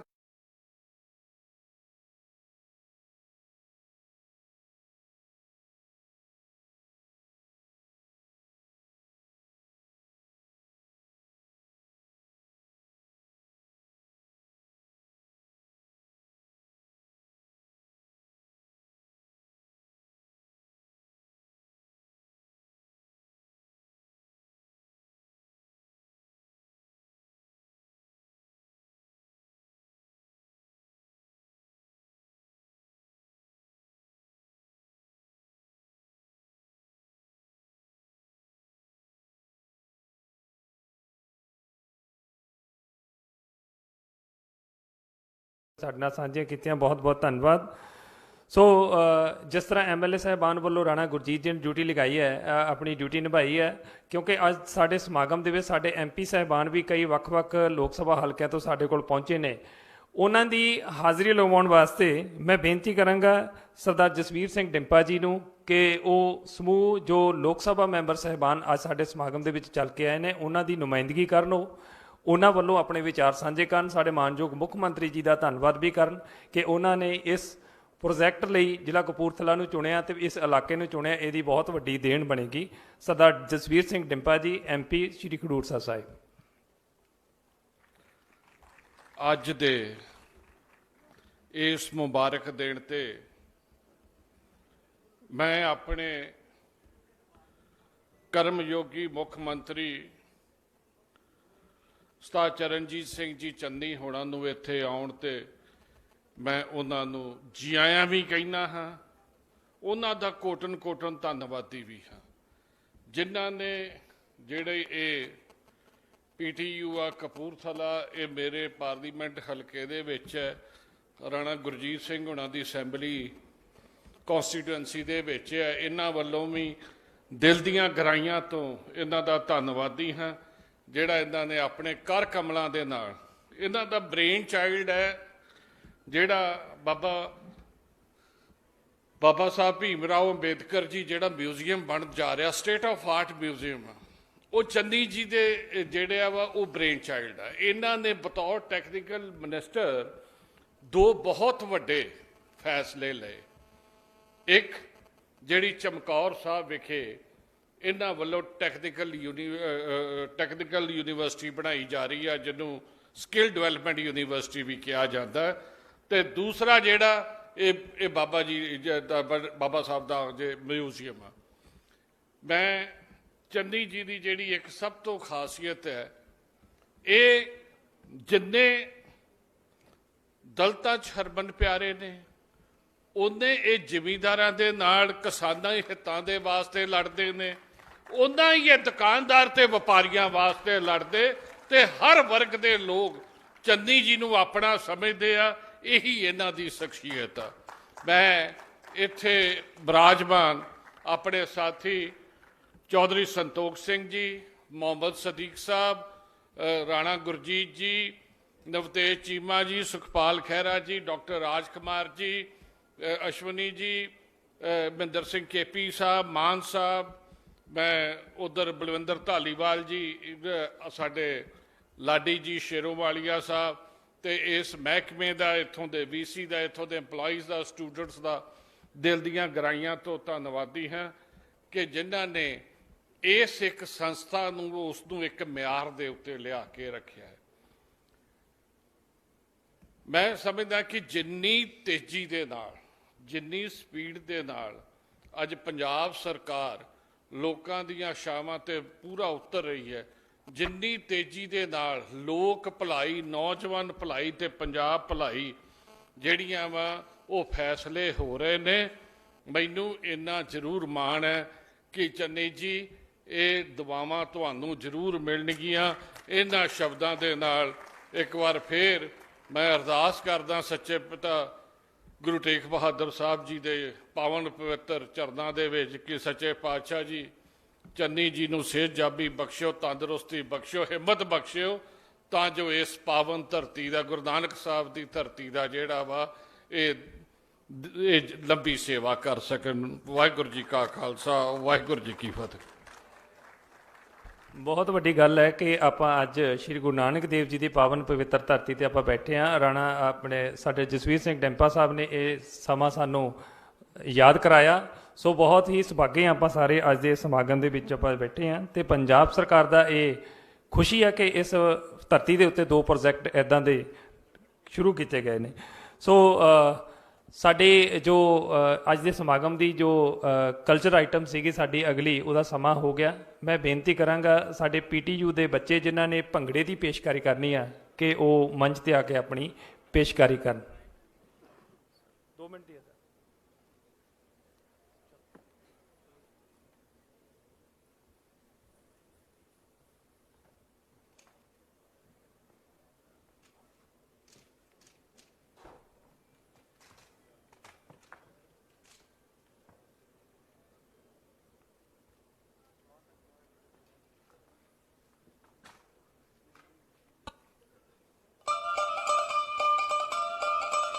ਅਸੀਂ ਜਾਏ ਧਰਤ ਪੰਜਾਬ ਦੇ ਅਣਖਾਂ ਤੇ ਵੇਲੀ, ਅਸੀਂ ਸਭ ਤੋਂ ਪਹਿਲਾਂ ਜਪਦੇ ਗੁਰੂਆਂ ਦਾ ਨਾਵਾਂ। ਉਹ ਥਰ ਥਰ ਵੈਰੀ ਕੰਬਦੇ ਸਾਨੂੰ ਦੇਖ ਮਦਾਨੇ, ਹੱਸ ਕੇ ਜੰਗ ਨੂੰ ਤੋੜਦੀਆਂ ਪੁੱਤਰਾਂ ਨੂੰ ਮਾਵਾਂ। ਜਦ ਰੰਗ ਸੁਨਹਿਰੀ ਧਰਤ ਨੂੰ ਹੋ ਮੌਲਾ ਰੰਗੇ,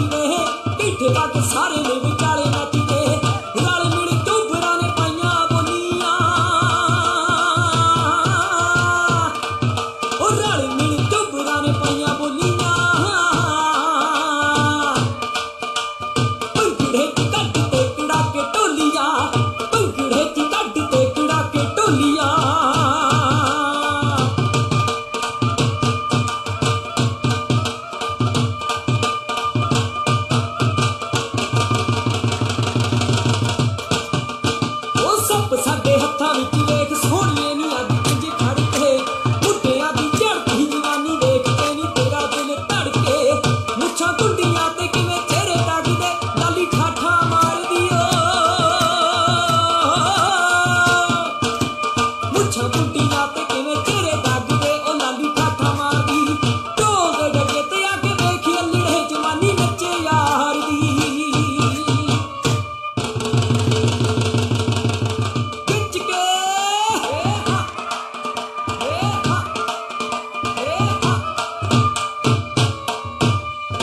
ਨੱਚਣ ਦਾ ਕੰਮ ਹੁੰਦਾ ਯਾਰੋ ਬਣ ਕੇ ਸ਼ੇਰਾਂ ਦਾ ਪੀਤਾ ਵੇਖ ਤੂੰ ਝੂਮਰ ਅੱਲੜੇ ਮਰਦ ਦਲੇਰਾਂ ਦਾ ਉਹ ਨੱਚ ਨੱਚ ਕੇ ਇਹ ਸਾਰੇ ਧਰਤ ਹਿਲਾਈ ਜਾਂਦੇ ਨੇ ਨੱਚ ਨੱਚ ਕੇ ਇਹ ਸਾਰੇ ਧਰਤ ਹਿਲਾਈ ਜਾਂਦੇ ਨੇ ਟੱਕ ਢੋਲ ਤੇ ਝੂਮਰ ਝੁਮਰਾਂ ਪਾਈ ਜਾਂਦੇ ਨੇ ਉਹ ਟੱਕ ਢੋਲ ਤੇ ਝੂਮਰ ਝੁਮਰਾਂ ਪਾਈ ਜਾਂਦੇ ਨੇ ਟੱਕ ਢੋਲ ਤੇ ਝੂਮਰ ਝੁਮਰਾਂ ਪਾਈ ਜਾਂਦੇ ਨੇ ਹੋ ਖਿੱਚ ਕੇ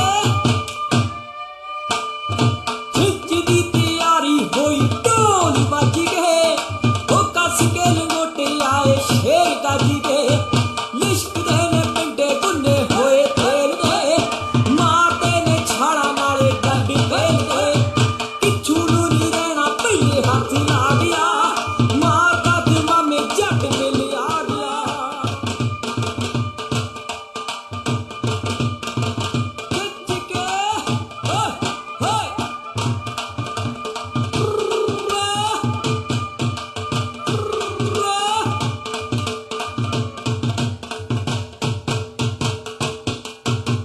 ਮਿੱਠੀ ਮਿੱਠੀ ਵੱਜੇ ਢੋਲ ਵਾਲੀ ਤਾਲ ਵੇ ਭੰਗੜੇ ਚ ਪੈਂਦੀ ਲੁੱਡੀ ਅਤੇ ਚਾਲ ਵੇ ਚੋਬਰਾਂ ਦੇ ਪੈਰ ਧਰਤੀ ਨੂੰ ਚੁੰਮਦੇ ਮੇਲੇ ਵਿੱਚ ਪੱਤੋ ਦੇ ਸ਼ਕੀਨ ਘੁੰਮਦੇ ਮੁੰਡਿਆਂ ਦਾ ਝੁੰਡ ਖਿੜ ਖਿੜ ਨੱਚਦਾ ਮੁੰਡਿਆਂ ਦਾ ਝੁੰਡ ਖਿੜ ਖਿੜ ਨੱਚਦਾ ਆਜਾ ਬਿੱਲੋ ਵੇਖ ਲੈ ਪੰਜਾਬ ਨੱਚਦਾ ਆਜਾ ਬਿੱਲੋ ਵੇਖ ਲੈ ਪੰਜਾਬ ਨੱਚਦਾ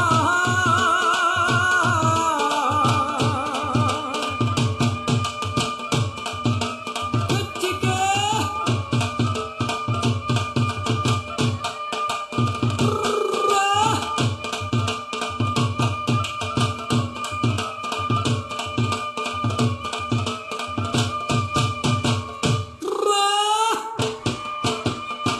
ਹਰੀਆਂ ਭਰੀਆਂ ਪੈੜੀਆਂ ਦੇ ਵਿੱਚ ਵਗਣ ਹਵਾਵਾਂ ਤੂੰ ਵਜਾਵੇਂ ਢੋਲ ਤੇ ਮੈਂ ਨੱਚਦੀ ਆਵਾਂ ਤੂੰ ਵਜਾਵੇਂ ਢੋਲ ਤੇ ਮੈਂ ਨੱਚਦੀ ਆਵਾਂ ਹਰੀਆਂ ਭਰੀਆਂ ਪੈੜੀਆਂ ਦੇ ਵਿੱਚ ਬੁਲਬੁਲ ਬੋਲੇ ਤੂੰ ਨਾ ਹੋ ਜੂ ਜੱਟ ਜੱਟੀਏ ਕਿਤੇ ਹੋਵੇਂ ਕੋਲੇ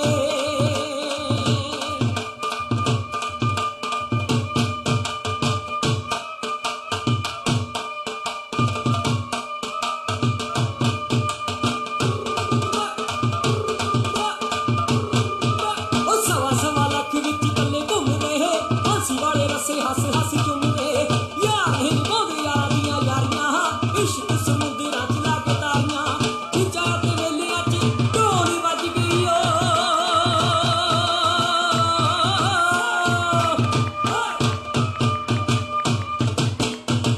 ਨੱਚਦੇ ਪੰਜਾਬੀ ਕਿੰਨੇ ਸੋਹਣੇ ਲੱਗਦੇ ਨੱਚਦੇ ਪੰਜਾਬੀ ਕਿੰਨੇ ਸੋਹਣੇ ਲੱਗਦੇ ਨੱਚਦੇ ਪੰਜਾਬੀ ਕਿੰਨੇ ਸੋਹਣੇ ਲੱਗਦੇ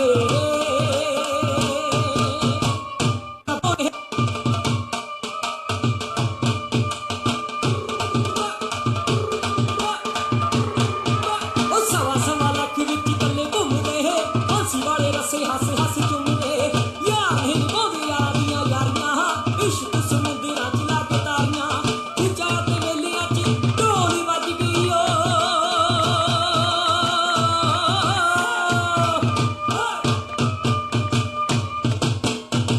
ਨੱਚਦੇ ਪੰਜਾਬੀ ਕਿੰਨੇ ਸੋਹਣੇ ਲੱਗਦੇ ਨੱਚਦੇ ਪੰਜਾਬੀ ਕਿੰਨੇ ਸੋਹਣੇ ਲੱਗਦੇ ਨੱਚਦੇ ਪੰਜਾਬੀ ਕਿੰਨੇ ਸੋਹਣੇ ਲੱਗਦੇ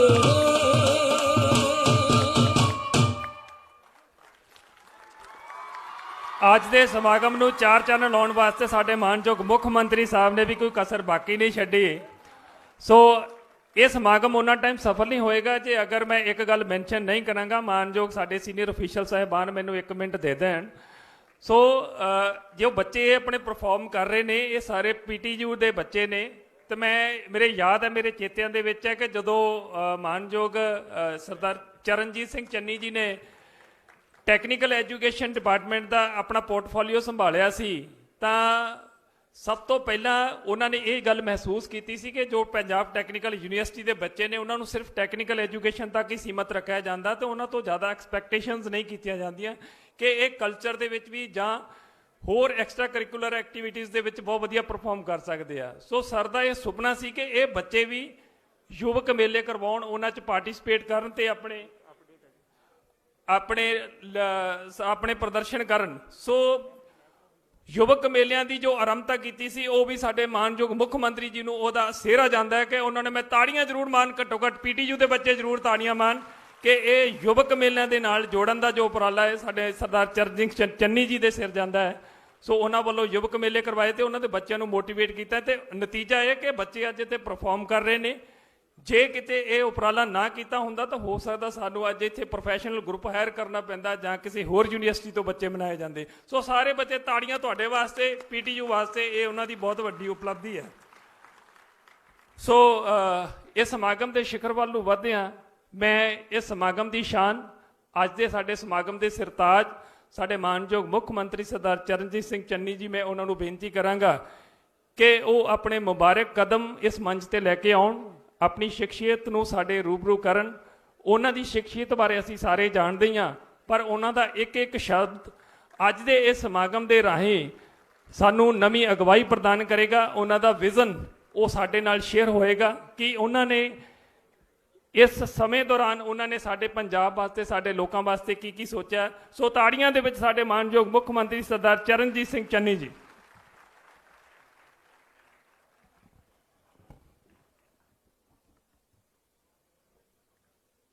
परम सत्कारयोग इस हल्के दे MP साहब सरदार जसवीर सिंह डिंपा जी, इस हल्के दे MLA साहब राणा गुरजीत सिंह जी,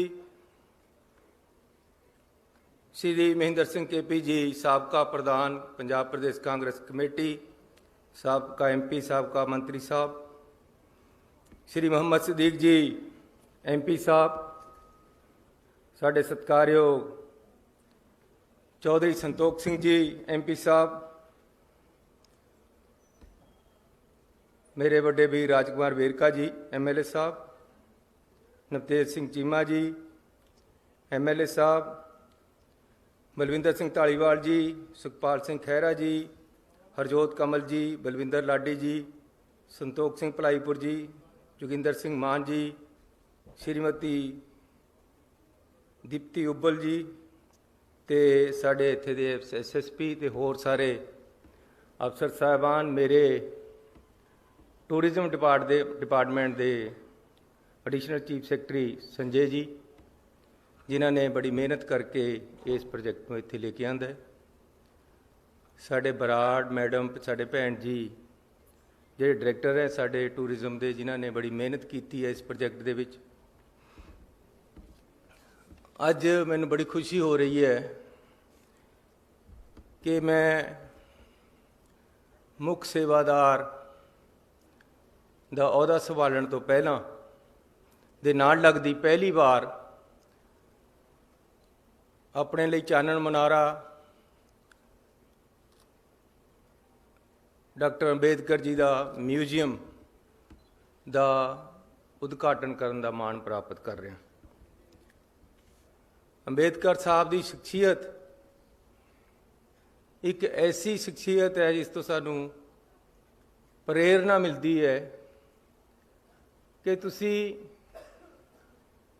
किसी भी गरीब लताड़े होए कजिही जी हालत विच भी पैदा हो, ਤੁਸੀਂ ਸਿਖਰ ਤੇ ਪਹੁੰਚ ਸਕਦੇ ਹੋ।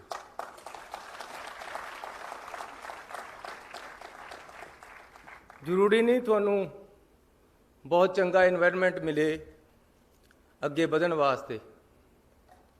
ਸੰਘਰਸ਼ ਦ੍ਰਿੜਤਾ ਨਿਸ਼ਠਾ ਹੋਣੀ ਚਾਹੀਦੀ ਹੈ ਅੱਗੇ ਵਧਣ ਲਈ, ਤੇ ਤੁਸੀਂ ਅੱਗੇ ਵਧ ਸਕਦੇ ਹੋ। ਬਿਲਕੁਲ ਗਰੀਬ ਪਰਿਵਾਰ 'ਚ ਪੈਦਾ ਹੋ ਕੇ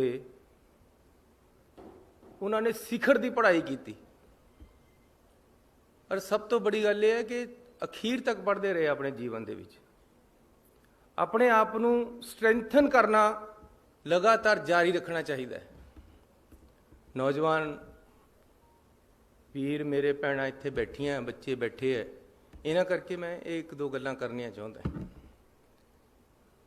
ਜਦ ਅਸੀਂ ਅੰਬੇਦਕਰ ਸਾਹਿਬ ਵੱਲ ਨੂੰ ਦੇਖਦੇ ਹਾਂ ਤਾਂ ਸਾਨੂੰ ਇਹ ਸੋਚ ਮਿਲਦੀ ਹੈ ਜਿਹੜਾ ਉਹਨਾਂ ਨੇ ਕਿਹਾ ਕਿ ਪੜ੍ਹੋ, ਜੋੜੋ ਤੇ ਸੰਘਰਸ਼ ਕਰੋ। ਜ਼ਿੰਦਗੀ ਦੇ ਵਿੱਚ ਅੱਗੇ ਵਧਣ ਵਾਸਤੇ ਲਗਾਤਾਰ ਆਪਣੇ ਆਪ ਨੂੰ ਸਟਰੈਂਥਨ ਕਰਦੇ ਰਹਿਣਾ ਜ਼ਰੂਰੀ ਹੈ, ਜਿਸ ਤਰ੍ਹਾਂ ਉਹਨਾਂ ਨੇ ਕੀਤਾ ਹੈ। ਉਹਨਾਂ ਦੇ ਹਾਲਾਤ ਜਿਸ ਤਰੀਕੇ ਦੇ ਸੀਗੇ, ਉਦੋਂ ਤਾਂ ਮਤਲਬ ਇਹ ਸੀ ਕਿ ਤੁਹਾਨੂੰ ਪਾਣੀ ਨਹੀਂ ਸੀ ਖੂਹ ਤੋਂ ਭਰਨ ਦਿੰਦੇ, ਦੂਰ ਹੀ ਬੈਠਣਾ ਪੈਂਦਾ ਸੀ। ਜੇ ਕੋਈ ਵੱਡਾ ਬੰਦਾ ਆ ਰਿਹਾ ਤਾਂ ਤੁਹਾਨੂੰ ਪਾਸੇ ਹੋਣਾ ਪੈਂਦਾ ਸੀ, ਨਹੀਂ ਤਾਂ ਫਿਰ ਕੋੜੇ ਖਾਣੇ ਪੈਂਦੇ ਸੀ। ਊਚ ਨੀਚਤਾ ਦਾ ਇੰਨਾ ਪ੍ਰਭਾਵ ਸੀ। ਅੱਜ ਤਾਂ ਉਹਨਾਂ ਦੀ ਦੇਣ ਹੈ, ਆ ਡੈਮੋਕ੍ਰੇਸੀ ਦੀ ਦੇਣ ਹੈ, ਜਵਾਹਰ ਲਾਲ ਨਹਿਰੂ ਵਰਗੀ ਚੰਗੀ ਸੋਚ ਵਰਗੇ ਬੰਦਿਆਂ ਦੀ ਦੇਣ ਹੈ ਉਹਨਾਂ ਦੇ ਨਾਲ, ਕਿ ਅੱਜ ਅਸੀਂ ਕਿਸ ਤਰੀਕੇ ਦੇ ਨਾਲ ਇਕੱਠੇ ਬੈਠੇ ਇੱਕ ਗੁਲਦਸਤਾ ਬਣੀ ਬੈਠੇ ਹਾਂ। ਅਸੀਂ ਉਦੋਂ ਨਹੀਂ ਸੀ, ਲੇਕਿਨ ਉਹਨਾਂ ਹਾਲਾਤਾਂ ਵਿੱਚ ਵੀ ਅੱਗੇ ਵਧੇ। ਹਾਲਾਤ ਕਹੇ ਜੇ ਵੀ ਹੋਣ, ਤੁਹਾਨੂੰ ਇੱਕ ਟੀਚਾ ਬਣਾ ਕੇ ਅੱਗੇ ਵਧਣਾ ਪਏਗਾ, ਤੁਸੀਂ ਵਧੋਗੇ। मंजिल उन्हीं को मिलती है जिनके सपनों में जान होती है। खाली पंखों से कुछ नहीं होता, हौसलों से परवान होती है। हौसले रखने पैणगे नौजवानों नूं अगे बढ़न वास्ते। मैं भी इसी तरह पढ़िया इन्हां नूं देख देख के। मेरे पास भी इन्ने साधन नहीं सी, लेकिन मैं पढ़िया है और अज तक पढ़ रहे हैं। अपने आप को हर रोज़ कोशिश करदा कि अपने आप को स्ट्रैंथन करा, ताकत लेके आवां अपने आप च। खाली दिमागी जिस्मानी हर तरह की कोशिश तुहानूं करते रहना पेगा। जब मैं पढ़न जांदा सी तां मैनूं पहलां बापू दे नाल टेंट लाउण जाना पैंदा सी सवेरे सवेरे, फिर स्कूल जांदा सी मैं या कालेज। जब मैं कालेज विच सी तां 2 मੱਝਾਂ ਦਾ टोका एक हफ्ते का करके रख के जाना पैंदा सी घर, ਜਿਹੜਾ ਬਾਅਦ ਦੇ ਵਿੱਚ ਚੱਲਦਾ ਸੀ ਤੇ ਅਗਲੇ ਹਫਤੇ ਫੇਰ ਆ ਕੇ ਕਰਨਾ ਹੈ। ਇਹ ਮਿਹਨਤ ਲਗਾਤਾਰ ਇਸ ਤਰ੍ਹਾਂ ਇਹਨਾਂ ਹਾਲਾਤਾਂ 'ਚੋਂ ਵੀ ਤੁਸੀਂ ਅੱਗੇ ਨਿਕਲ ਸਕਦੇ ਹੋ। ਮੈਂ ਉਹਨਾਂ ਨੌਜਵਾਨਾਂ ਨੂੰ ਉਹਨਾਂ ਨੂੰ ਕਹਿਣਾ ਚਾਹੁੰਦਾ ਕਿ ਤੁਸੀਂ ਹਾਲਾਤਾਂ 'ਚੋਂ ਅੱਗੇ ਵੱਧ ਸਕਦੇ ਹੋ, ਤੁਹਾਡਾ ਟੀਚਾ ਹੋਣਾ ਚਾਹੀਦਾ ਹੈ। ਮੇਰੀ ਸਕੂਲ ਦੇ ਵਿੱਚ ਕਦੇ ਫੀਸ ਹੀ ਨਹੀਂ ਲੱਗੀ। ਪਹਿਲਾਂ ਤਾਂ ਰਿਜ਼ਰਵੇਸ਼ਨ ਕਰਕੇ ਮਾਫ ਹੁੰਦੀ ਸੀ, ਉਸ ਤੋਂ ਬਾਅਦ ਮੈਂ ਖੇਲਣ ਲੱਗ ਗਿਆ। ਕਾਲਜ ਦੇ ਵਿੱਚ ਮੈਂ ਸਿਰਫ ਇੱਕ ਵਾਰ ਫੀਸ ਦਿੱਤੀ ਹੈ, ਉਸ ਤੋਂ ਬਾਅਦ ਸਪੋਰਟਸ ਬੇਸ ਤੇ ਮੇਰੀ ਐਡਮਿਸ਼ਨ ਰਹੀ ਹੈ। 26 ਰੁਪਏ ਮੇਰੀ ਟੋਟਲ ਫੀਸ ਲੱਗਦੀ ਸੀ ਸਾਲ ਦੀ। ਫੀਸ ਵੀ ਫ੍ਰੀ ਤੇ ਕੱਪੜੇ ਵੀ ਫ੍ਰੀ। 150 ਰੁਪਇਆ ਮੈਨੂੰ ਨਾਲ ਕਾਲਜ ਸਟੈਪੈਂਡ ਦਿੰਦਾ ਸੀ ਪੜ੍ਹਨ ਦਾ ਉਹਨਾਂ ਦੇ ਕਾਲਜ ਦੇ ਵਿੱਚ। 150 ਰੁਪਏ ਦੇ ਨਾਲ ਹੀ ਮੈਂ ਆਪਣਾ ਖਰਚਾ ਕਰਦਾ ਸੀ। ਮੈਂ ਆਪਣੇ ਮਾਪਿਆਂ ਤੇ ਫਿਰ ਕਦੇ ਪੈਸਾ ਨਹੀਂ ਲਿਆ। ਜਦ ਮੈਂ 10ਵੀਂ ਕ੍ਰੋਸ ਕਰ ਗਿਆ ਫਿਰ ਵਜ਼ੀਫੇ ਪਰੇ ਕੰਮ ਚੱਲਿਆ। ਅਬ ਵਜ਼ੀਫਾ ਖੇਡਾਂ ਦਾ, ਉਹਦੇ ਨਾਲ ਪੜ੍ਹਦਾ ਸੀ ਮੈਂ। ਹੈਂਡਬਾਲ ਖੇਡਦਾ ਰਿਹਾ, 3 ਵਾਰ ਅਸੀਂ 골ਡ ਮੈਡਲ ਜਿੱਤਿਆ ਹੈਂਡਬਾਲ ਦੇ ਵਿੱਚ ਪੰਜਾਬ ਯੂਨੀਵਰਸਿਟੀ ਤੋਂ।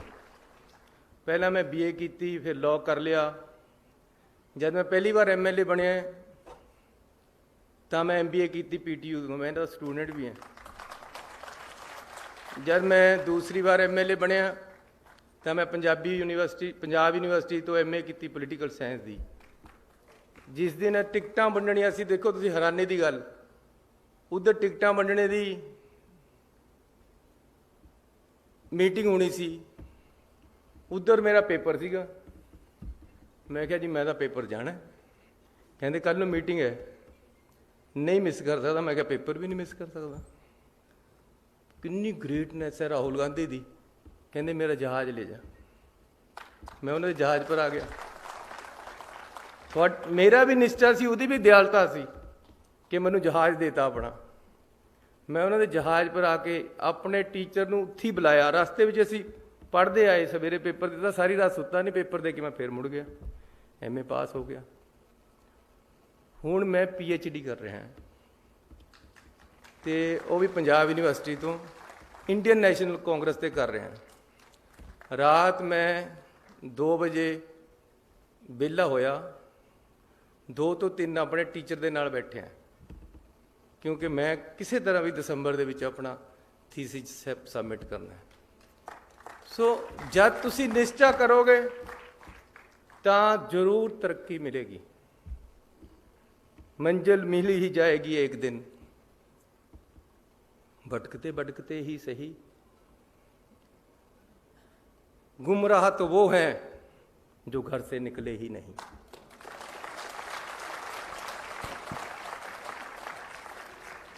सो नौजवान दोस्तों, आज थानू जॉब मिली है।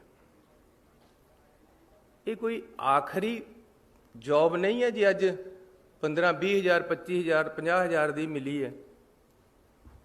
तरक्की करो, और बहुत दुनिया पई है, सितारों से आगे जहां और भी हैं।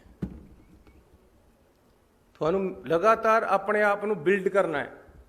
जेडे अज क्लर्क लगे हैं, मेरा भाई मनमोहन सिंह वो लग्या सी JE ओवरसीर कहते सी, उदों डिप्लोमा करके। उस तो बाद उन्हें नौकरी दे विच डिग्री की, फिर BA की, फिर लॉ किया,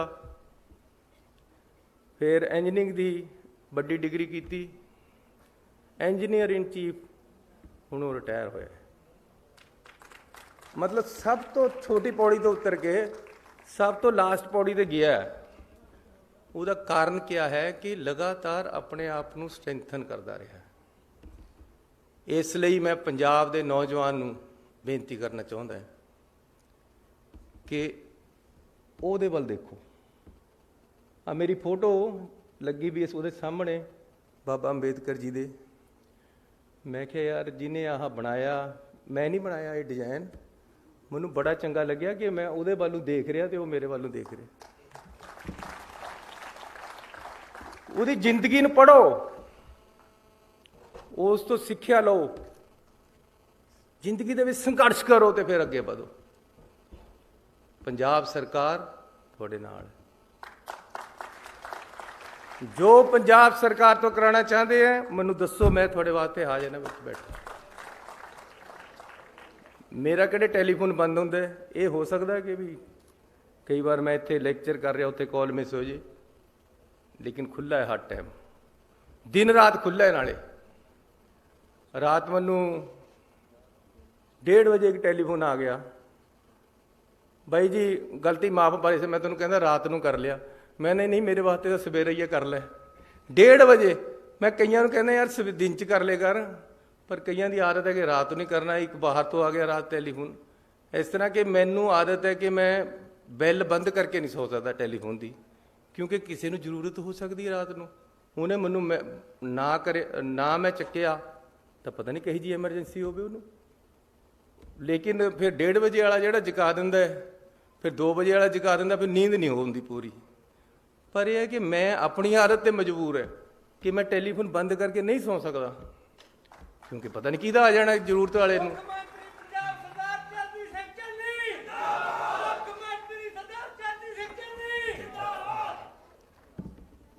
ਮੈਂ ਲਿਖ ਕੇ ਕੁਝ ਹੋਰ ਲਿਆਇਆ ਸੀ, ਉਹ ਮੈਨੂੰ ਮੇਰੇ ਅਫਸਰ ਕਹਿੰਦੇ ਯਾਰ ਅਸੀਂ ਲਿਖ ਕੇ ਕੁਝ ਹੋਰ ਦਿੰਦੇ, ਤੁਸੀਂ ਬੋਲ ਕੁਝ ਹੋਰ ਆਉਂਦੇ ਹੋ। ਮੈਨੂੰ ਨਹੀਂ ਆਉਂਦਾ ਪਸੰਦ ਲਿਖਿਆ ਵਾ, ਮੈਂ ਆਪਣੇ ਦਿਲ ਤੇ ਬੋਲਦਾ, ਜੋ ਮੇਰੇ ਅੰਦਰ ਹੈ ਮੈਂ ਉਹ ਬੋਲਦਾ। ਮੇਰੇ ਅੰਦਰ ਇਹ ਹੈ ਕਿ ਮੈਂ ਪੰਜਾਬ ਨੂੰ ਅੱਗੇ ਲੈ ਕੇ ਜਾਣਾ ਚਾਹੁੰਦਾ ਹਾਂ। ਮੈਨੂੰ ਤੁਸੀਂ ਮੁੱਖ ਮੰਤਰੀ ਬਣਾਤਾ, ਮੇਰੇ ਭਾਂਡੇ ਵਿੱਚ ਤਾਂ ਇੰਨੀ ਜਗ੍ਹਾ ਵੀ ਨਹੀਂ ਸੀ ਜਿੰਨੀ ਤੁਸੀਂ ਪਾਤੀ ਹੈ, ਲੇਕਿਨ ਹੁਣ ਮੈਂ ਉਹਨਾਂ ਦੇ ਭਾਂਡੇ ਭਰਨਾ ਚਾਹੁੰਦਾ ਜਿਨ੍ਹਾਂ ਦੇ ਭਾਂਡੇ ਅੱਜ ਤੱਕ ਨਹੀਂ ਭਰੇ, ਖਾਲੀ ਪੇ ਢੀਕ ਰਹੇ ਪਾੜੇ। ਮੈਂ ਉਹਨਾਂ ਪੰਜਾਬੀਆਂ ਨੂੰ, ਉਹਨਾਂ ਪੰਜਾਬ ਦੇ ਨੌਜਵਾਨਾਂ ਨੂੰ ਅੱਗੇ ਲੈ ਕੇ ਜਾਣਾ ਚਾਹੁੰਦਾ ਜਿਨ੍ਹਾਂ ਨੂੰ ਓਪਰਚੁਨਿਟੀ ਨਹੀਂ ਮਿਲ ਰਹੀ। ਮੈਂ ਉਹਨਾਂ ਨੂੰ ਓਪਰਚੁਨਿਟੀ ਦੇਣਾ ਚਾਹੁੰਦਾ ਕਿ ਆਓ, ਆ ਸਟੇਜ ਖਾਲੀ ਆ, ਤੁਸੀਂ ਬੈਠੋ। ਜੇ ਮੈਂ ਬਣ ਸਕਦਾ ਮੁੱਖ ਮੰਤਰੀ ਜਿਹਦਾ ਬਾਪ ਦਾਦਾ ਰਿਹਾ ਹੀ ਕੁਛ ਨਹੀਂ, ਜਿਹਦਾ ਬਾਪ ਦਾਦਾ ਕਦੇ ਮੰਤਰੀ ਨਹੀਂ ਰਿਹਾ, ਮੁੱਖ ਮੰਤਰੀ ਨਹੀਂ ਰਿਹਾ, ਸੋਚ ਹੀ ਨਹੀਂ ਸੀ, ਫਿਰ ਤੁਸੀਂ ਕਿਉਂ ਨਹੀਂ ਬਣ ਸਕਦੇ ਯਾਰ? ਤੁਸੀਂ ਤਾਂ ਮੇਰੇ ਨਾਲ ਸਾਰੇ ਚੰਗੇ ਹੋ। ਜਿਹੜੇ ਮੇਰੇ ਹਾਲਾਤ ਸੀ, ਜੇ ਉਹਨਾਂ ਹਾਲਾਤਾਂ 'ਚ ਤੁਹਾਨੂੰ ਰੱਖਾਂ ਤਾਂ ਤੁਸੀਂ ਬਹੁਤ ਉੱਪਰ ਹੋ। ਤੁਸੀਂ ਮੇਰੇ ਤੋਂ ਬਹੁਤ ਅੱਗੇ ਜਾ ਸਕਦੇ ਹੋ। ਨੌਜਵਾਨੋ, ਤੁਸੀਂ ਪੰਜਾਬ ਨੂੰ ਅੱਗੇ ਲੈ ਕੇ ਜਾਓਗੇ। ਬਹੁਤ ਸੰਘਰਸ਼ ਕਰਨਾ ਪਏਗਾ। ਅੰਬੇਦਕਰ ਵੱਲ ਨੂੰ ਦੇਖ ਕੇ ਸੋਚ ਰੱਖਣੀ ਪਏਗੀ। ਉਹ ਅੰਬੇਦਕਰ ਜੀ ਨੇ ਲਾਅ ਕਰ ਲਿਆ ਸੀ, ਆਖਰੀ ਬਾਹਰੋਂ ਡਿਗਰੀ ਲੈ ਲਈ, ਲੇਕਿਨ ਫਿਰ ਇਕਨੋਮਿਕਸ ਪੜ੍ਹਨ ਲੱਗ ਗਏ। ਉਹ ਕਹਿੰਦੇ ਇਹਦੇ 'ਚ ਵੀ ਮਹਾਰਤ ਕਰਨੀ ਹੈ। ਹਰ ਚੀਜ਼ ਦੇ ਵਿੱਚ ਮਹਾਰਤ ਤੁਹਾਨੂੰ ਲੈ ਕੇ ਆਉਣੀ ਪਏਗੀ, ਤਾਂ ਤੁਸੀਂ ਅੱਗੇ ਵਧੋਗੇ, ਤਾਂ ਪੰਜਾਬ ਤਰੱਕੀ ਕਰੇਗਾ। ਜਿਹੜਾ ਥੱਲੇ ਬੈਠਾ ਹੈ ਉਸ ਨੂੰ ਖਿੱਚ ਕੇ ਉੱਪਰ ਕਰਨਾ ਹੈ, ਉਹਨੂੰ ਨਾਲ ਲਿਆਉਣਾ ਹੈ, ਖੜਾ ਕਰਨਾ ਹੈ, ਤਾਂ ਤੁਹਾਡੀ ਤਾਕਤ ਹੋਏਗੀ। ਇੱਕ ਦੂਜੇ ਦੀ ਤਾਕਤ ਦੇ ਨਾਲ ਪੰਜਾਬ ਅੱਗੇ ਵਧੇਗਾ, ਸਦਭਾਵਨਾ ਦੇ ਨਾਲ। ਸੋ ਅੱਜ ਅਸੀਂ 150 ਕਰੋੜ ਰੁਪਈਆ ਲਗਾ ਕੇ ਅੰਬੇਦਕਰ ਸਾਹਿਬ ਦਾ ਮਿਊਜ਼ੀਅਮ ਇੱਥੇ ਤਿਆਰ ਕਰ ਰਹੇ, ਤਾਂ ਕਿ ਮੇਰੇ ਪੰਜਾਬ ਦੇ, ਦੇਸ਼ ਦੇ, ਦੁਨੀਆ ਦੇ ਲੋਕ ਆ ਕੇ ਦੇਖਣ ਤੇ ਉਸ ਤੋਂ ਸਿੱਖਣ ਕਿ ਕਿਸ ਤਰ੍ਹਾਂ ਅੱਗੇ ਵਧਣਾ ਹੁੰਦਾ ਹੈ ਤੇ ਕਿਆ ਕਿਆ ਉਹਨਾਂ ਦੇ ਗੁਣ ਸੀ, ਉਹਨਾਂ ਨੂੰ ਗ੍ਰਹਿਣ ਕਰਨ। ਕਿਸ ਤਰ੍ਹਾਂ ਉਹਨਾਂ ਨੇ ਕਨਸਟੀਟਿਊਸ਼ਨ ਲਿਖਿਆ, ਕਿਸ ਤਰ੍ਹਾਂ ਕਨਸਟੀਟਿਊਸ਼ਨ ਦੀ ਕਿਆ ਭਾਵਨਾ ਹੈ, ਕਿਸ ਤਰ੍ਹਾਂ ਏਕਤਾ ਅਤੇ ਅਖੰਡਤਾ ਦੇਸ਼ ਦੀ ਨੂੰ ਕਾਇਮ ਰੱਖਣਾ ਹੈ, ਕਿਸ ਤਰ੍ਹਾਂ ਅਸੀਂ ਆਪਣੇ ਦੇਸ਼ ਨੂੰ ਮੂਹਰੇ ਰੱਖ ਕੇ ਦੇਸ਼ ਦੇ ਝੰਡੇ ਨੂੰ ਬੁਲੰਦ ਕਰਨਾ ਹੈ। ਉਹ ਅਸੀਂ ਇਸ ਮਿਊਜ਼ੀਅਮ ਵਿੱਚੋਂ ਆ ਕੇ ਦੇਖਾਂਗੇ ਤੇ ਸਿੱਖਾਂਗੇ ਤੇ ਅੱਗੇ ਵਧਾਂਗੇ। ਮੈਨੂੰ ਹੁਣ ਇੱਥੇ ਬੋਲ ਰਹੇ ਸੀ ਕਿ ਜੀ ਇਹਨੂੰ ਸਾਰਾ ਕੁਝ ਇਹ ਆਰਕੀਟੈਕਟ ਇਹਨਾਂ ਨੇ ਕੀਤਾ ਹੈ। ਅਸੀਂ ਡਿਸਕਸ ਕਰਨ ਲੱਗੇ ਕਿ ਜੀ ਇਹ ਮਿਊਜ਼ੀਅਮ ਬਣਾਉਣਾ ਮੇਰੀ ਦਿਲ ਦੀ ਸੋਚ ਹੈ ਵੀ ਆਪਾਂ ਬਣਾਉਣਾ। ਮੈਂ ਧੰਨਵਾਦ ਕਰਦਾ ਪਿਛਲੇ ਮੁੱਖ ਮੰਤਰੀ ਜੀ ਦਾ। ਮੈਂ ਉਹਨਾਂ ਨੂੰ ਜਾ ਕੇ ਕਿਹਾ, ਉਹ ਕਹਿੰਦੇ ਬਣਨਾ ਜ਼ਰੂਰੀ ਹੈ, ਬਣਾਓ।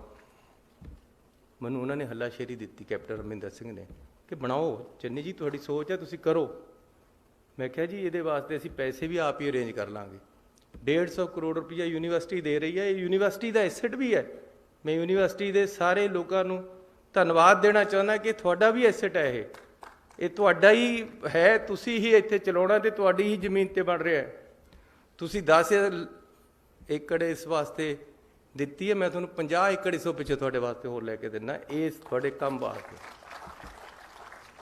ਸੋ ਜਦੋਂ ਅਸੀਂ ਇਹਨੂੰ ਬਣਾਉਣ ਲੱਗੇ, ਸੋਚਣ ਲੱਗੇ, ਕਿਹਾ ਮੈਂ ਕਿਹਾ ਯਾਰ ਇਹਨੂੰ ਇਸ ਤਰ੍ਹਾਂ ਦਾ ਬਣਨਾ ਕਿ ਦੂਰ ਤੇ ਪਤਾ ਲੱਗੇ ਕਿ ਇਹ ਹਿੰਦੁਸਤਾਨ ਦਾ ਨਿਸ਼ਾਨ ਹੈ। ਇੱਕ ਇਹ ਹਿੰਦੁਸਤਾਨ ਇਹਦੇ ਵਿੱਚ ਝਲਕਦਾ ਹੋਵੇ, ਸਾਡਾ ਕਨਸਟੀਟਿਊਸ਼ਨ ਇਹਦੇ ਝਲਕਦਾ ਹੋਵੇ, ਅੰਬੇਦਕਰ ਸਾਹਿਬ ਇਸ ਤਰ੍ਹਾਂ ਝਲਕਦਾ ਹੋਵੇ। ਮੈਨੂੰ ਕਹਿੰਦੇ ਜੀ ਕਿਸ ਤਰ੍ਹਾਂ ਬਣੇਗਾ? ਮੈਨੂੰ ਕੋਈ ਐਂਬਲਮ ਦੇ ਗਿਆ ਸੀ ਐਡਾ, ਉਹਦੇ ਥੱਲੇ ਇੱਦਾਂ ਪਿੱਲਰ ਲਾ ਕੇ ਉੱਪਰ ਐਂਬਲਮ ਲੱਗਿਆ ਹੋਇਆ ਸੀ, ਜਿਸ ਤਰ੍ਹਾਂ ਉਹ ਉੱਪਰ ਲੱਗਿਆ ਹੋਇਆ। ਮੈਂ ਉਹ ਚੱਕ ਕੇ ਇਹਨਾਂ ਦੇ ਮੂਹਰੇ ਆ ਰੱਖਤਾ। ਮੈਂ ਕਿਹਾ ਆਪਾਂ ਇਸ ਤਰ੍ਹਾਂ ਹੀ ਬਣਾਉਣਾ ਹੈ, ਸਾਡਾ ਦੇਸ਼ ਇਹਦੇ 'ਚ ਝਲਕਦਾ ਹੋਵੇ, ਉਹਦਾ ਚਿੰਨ੍ਹ ਇਹਦੇ 'ਚ ਝਲਕਦਾ ਹੋਵੇ, ਅੰਬੇਦਕਰ ਦਾ ਉਹਦੀ ਝਲਕ ਮਿਲੇ ਉਹਦੀ ਬਿਲਡਿੰਗ 'ਚੋਂ ਹੀ। ਅੰਦਰਲੇ ਕਿਤੇ ਜਾ ਕੇ ਪਤਾ ਹੀ ਲੱਗਣਾ। ਮੈਂ ਵੇਰਕਾ ਜੀ ਦਾ ਬੜਾ ਧੰਨਵਾਦੀ ਹਾਂ, ਇਹਨਾਂ ਨੇ ਇਹਦੇ 'ਚ ਸਾਡੀ ਬੜੀ ਮਦਦ ਕੀਤੀ, ਇਹਨਾਂ ਨੂੰ ਵੀ ਅਸੀਂ ਇਹ ਸਾਰਾ ਦਿਖਾਇਆ। ਸੋ ਅਸੀਂ ਅੰਬੇਦਕਰ ਜੀ ਨੂੰ ਇੱਥੇ ਉਹਨਾਂ ਦਾ ਮਿਊਜ਼ੀਅਮ ਬਣਾ ਕੇ, ਪੂਰੇ ਵਰਲਡ ਕਲਾਸ ਦਾ ਮਿਊਜ਼ੀਅਮ, ਬਹੁਤ ਵਧੀਆ ਇਸ ਨੂੰ ਬਣਾਇਆ ਜਾਏਗਾ। 150 ਕਰੋੜ ਰੁਪਈਆ ਇਹਦੇ 'ਚ ਲੱਗੇਗਾ। ਇਸ ਦੇ ਨਾਲ ਨਾਲ ਉਹਨਾਂ ਦੇ ਨਾਮ ਤੇ, ਕਿਉਂਕਿ ਜੇ ਅਸੀਂ ਕਿਸੇ ਗਰੀਬ ਨੂੰ ਉੱਪਰ ਚੱਕਣਾ ਚਾਹੁੰਦੇ ਹਾਂ, ਆਟਾ ਦਾਲਾਂ ਦੇ ਨਾਲ ਉਹਨੇ ਚੱਕ ਹੋਣਾ। ਤੁਸੀਂ ਰੋਜ਼ ਮਹਾਰਾ ਦੀ ਆਟਾ ਦਾਲ ਦੇ ਦਿਓ ਉਹਨੂੰ, ਉਹਨੇ ਆਟਾ ਦਾਲ ਖਾੜੀਆਂ ਆਪਣਾ ਸੌਂ ਜਾਣੇ। ਲੇਕਿਨ ਜੇ ਉਹਦੇ ਬੱਚੇ ਨੂੰ ਤੁਸੀਂ ਪੜ੍ਹਾਈ ਦੇਤੀ, ਉਹ ਆਪੇ ਬੜਾ ਹੋ ਕੇ ਆਪੇ ਅੱਗੇ ਆ ਕੇ ਆਪਣੀ ਵੀ ਗਰੀਬੀ ਚੱਕ ਦੇਗਾ, ਆਪਣੇ ਮਾਂ-ਬਾਪ ਦੀ ਵੀ ਚੱਕ ਦੇਗਾ। ਇਸ ਕਰਕੇ ਐਜੂਕੇਸ਼ਨ ਸਿਸਟਮ ਨੂੰ ਸਟਰੈਂਥਨ ਕਰਨਾ ਹੈ। ਸਭ ਤੋਂ ਬੜੀ ਚੀਜ਼ ਹੀ ਐਜੂਕੇਸ਼ਨ ਹੈ। ਮੇਰਾ ਬਾਪੂ ਮੈਨੂੰ ਪੜ੍ਹਾਇਆ, ਮੇਰੇ ਭਾਈਆਂ ਨੂੰ ਪੜ੍ਹਾਇਆ। ਇੱਕ ਮੇਰਾ ਭਰਾ ਡਾਕਟਰ ਹੈ, ਇੱਕ ਚੀਫ ਇੰਜੀਨੀਅਰ ਰਿਟਾਇਰ ਹੋਇਆ, ਇੱਕ ਮੈਂ ਹਾਂ, ਇੱਕ ਮੇਰੇ ਤੋਂ ਛੋਟਾ ਹੈ। ਲੇਕਿਨ ਐਜੂਕੇਸ਼ਨ ਉਹਦੀ ਸੋਚ ਸੀ। ਅੰਬੇਦਕਰ ਦੀ ਸੋਚ ਉਹਦੇ 'ਚ ਸੀਗੀ, ਸਾਡੇ 'ਚ ਆ ਗਈ। ਅੰਬੇਦਕਰ ਦੀ ਸੋਚ ਸੀ ਕਿ ਜੀ ਪੜ੍ਹੋਗੇ ਕਿੱਥੇ ਤੇ ਜੇ ਇਨਫਰਾਸਟ੍ਰਕਚਰ ਨਹੀਂ ਹੈ ਪੜ੍ਹਾਈ ਦੇ ਬੱਚਿਆਂ ਵਾਸਤੇ, ਗਰੀਬਾਂ ਵਾਸਤੇ, ਮਿਡਲ ਕਲਾਸ ਦੇ ਲੋਕਾਂ ਵਾਸਤੇ, ਜਿਹੜੇ ਫੀਸਾਂ ਨਹੀਂ ਦੇ ਸਕਦੇ ਬੜੀਆਂ ਯੂਨੀਵਰਸਿਟੀਆਂ ਦੀਆਂ, ਉਹ ਕਿੱਥੇ ਤੇ ਪੜ੍ਹਨਗੇ। ਇਸ ਲਈ ਅਸੀਂ ਬੱਚਿਆਂ ਨੂੰ ਇਨਫਰਾਸਟ੍ਰਕਚਰ ਦੇਣਾ, ਪੜ੍ਹਾਈ ਦੇ ਇੰਸਟੀਟਿਊਸ਼ਨ ਦੇਣੇ। ਇੱਥੇ ਅਸੀਂ ਇੱਕ IIM ਦੇ ਨਾਲ ਮਿਲ ਕੇ ਮੈਨੇਜਮੈਂਟ ਕਾਲਜ ਬਾਬਾ ਅੰਬੇਦਕਰ ਸਾਹਿਬ ਦੇ ਨਾਮ ਤੇ ਅੱਜ ਹੀ ਮੈਂ ਘੋਸ਼ਣਾ ਕਰਦਾ ਕਿ ਇੱਥੇ ਸਥਾਪਿਤ ਕਰਾਂ।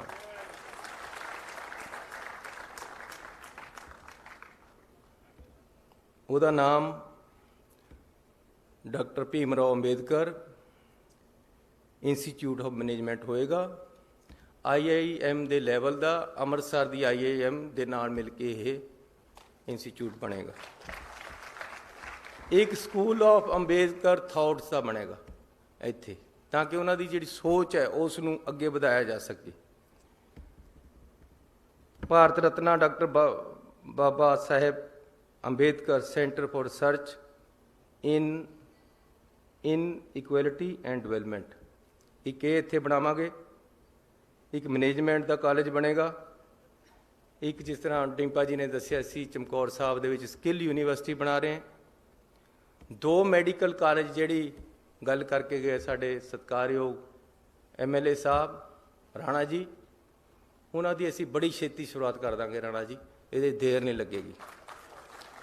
ਕਿਉਂਕਿ ਮੈਂ ਹਮੇਸ਼ਾ ਕਹਿੰਦਾ ਕਿ ਜੇ ਸਾਡੇ ਸਰਕਾਰੀ ਸਕੂਲਾਂ ਦੇ ਵਿੱਚ ਸਾਇੰਸ ਹੀ ਨਹੀਂ ਹੈ, ਜੇ ਮੈਡੀਕਲ ਕਾਲਜ ਦੀਆਂ ਗਰੁੱਪ ਹੀ ਨਹੀਂ ਹੈ, ਫਿਰ ਸਾਡੇ ਗਰੀਬਾਂ ਦੇ ਜਿਹੜੇ ਮਿਡਲ ਕਲਾਸ ਦੇ ਲੋਕਾਂ ਦੇ ਡਾਕਟਰ ਤੇ ਇੰਜੀਨੀਅਰ ਕਿੱਥੋਂ ਬਣਨੇ?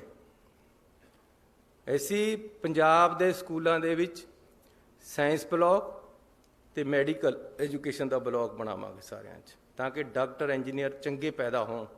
ਤੇ ਜਿਹੜੇ 2 ਇੱਥੇ ਮੈਡੀਕਲ ਕਾਲਜ ਬਣ ਰਹੇ, ਇੱਕ ਇੱਥੇ ਬਣੇਗਾ, ਇੱਕ ਬਣੇਗਾ ਹੁਸ਼ਿਆਰਪੁਰ ਦੇ ਵਿੱਚ।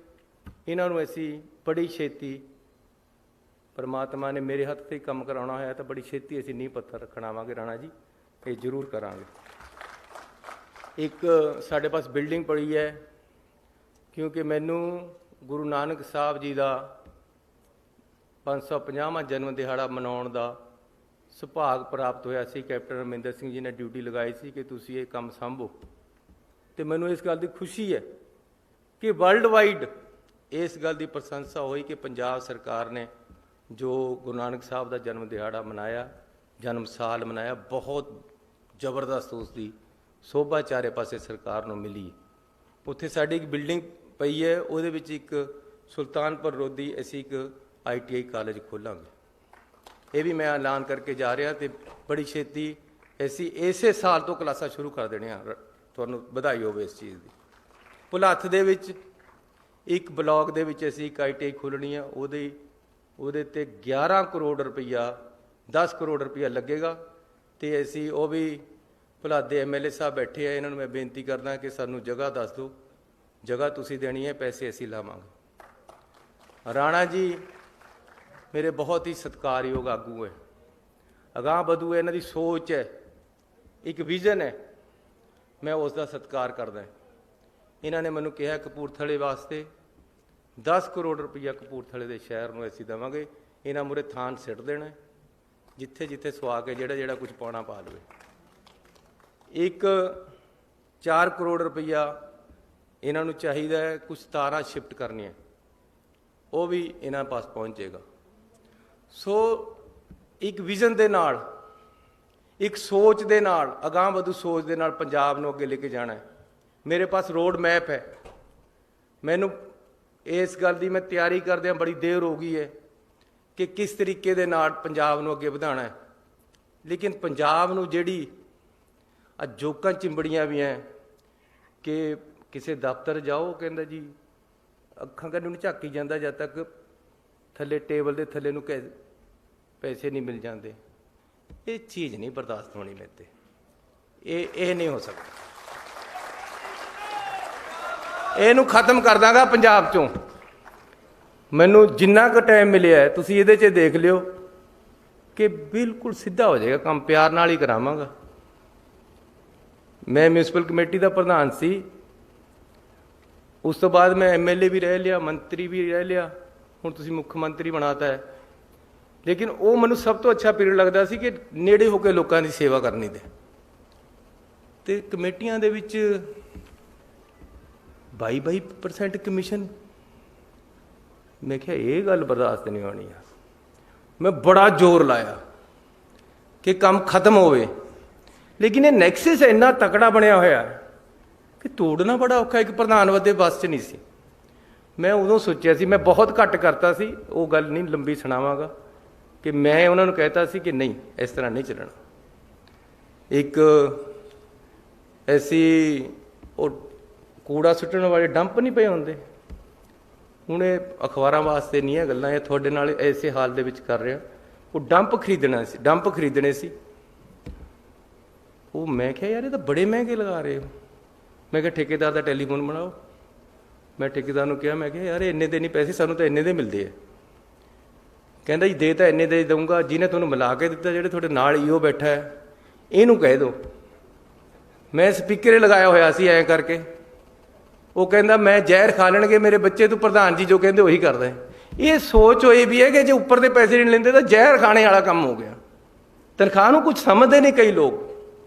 ਬਹੁਤ ਲੋਕ ਇਮਾਨਦਾਰ ਹੈ ਪੰਜਾਬ ਦੇ ਵਿੱਚ, ਬਹੁਤ ਜਨਤਾ ਇਮਾਨਦਾਰ ਹੈ, ਬਹੁਤ ਅਫਸਰ ਇਮਾਨਦਾਰ ਹੈ। ਕਿਸੇ ਇੱਕ ਫੀਲਡ ਦੇ ਵਿੱਚ ਜੇ ਤੁਸੀਂ ਕਹੋ ਸਾਰੇ ਮਾੜੇ ਇਹ ਨਹੀਂ ਹੋ ਸਕਦੇ, ਜੇ ਤੁਸੀਂ ਕਹੋ ਸਾਰੇ ਚੰਗੇ ਇਹ ਨਹੀਂ ਹੋ ਸਕਦੇ। ਹਰ ਫੀਲਡ ਦੇ ਵਿੱਚ, ਹਰ ਜਾਤੀ ਦੇ ਵਿੱਚ, ਹਰ ਧਰਮ ਦੇ ਵਿੱਚ ਚੰਗੇ ਵੀ ਲੋਕ ਬਹੁਤ ਜ਼ਿਆਦਾ ਹੈ, ਮਾੜੇ ਵੀ ਬਹੁਤ ਜ਼ਿਆਦਾ ਹੈ, ਕਈਆਂ 'ਚ ਬਹੁਤ ਘੱਟ ਹੈ।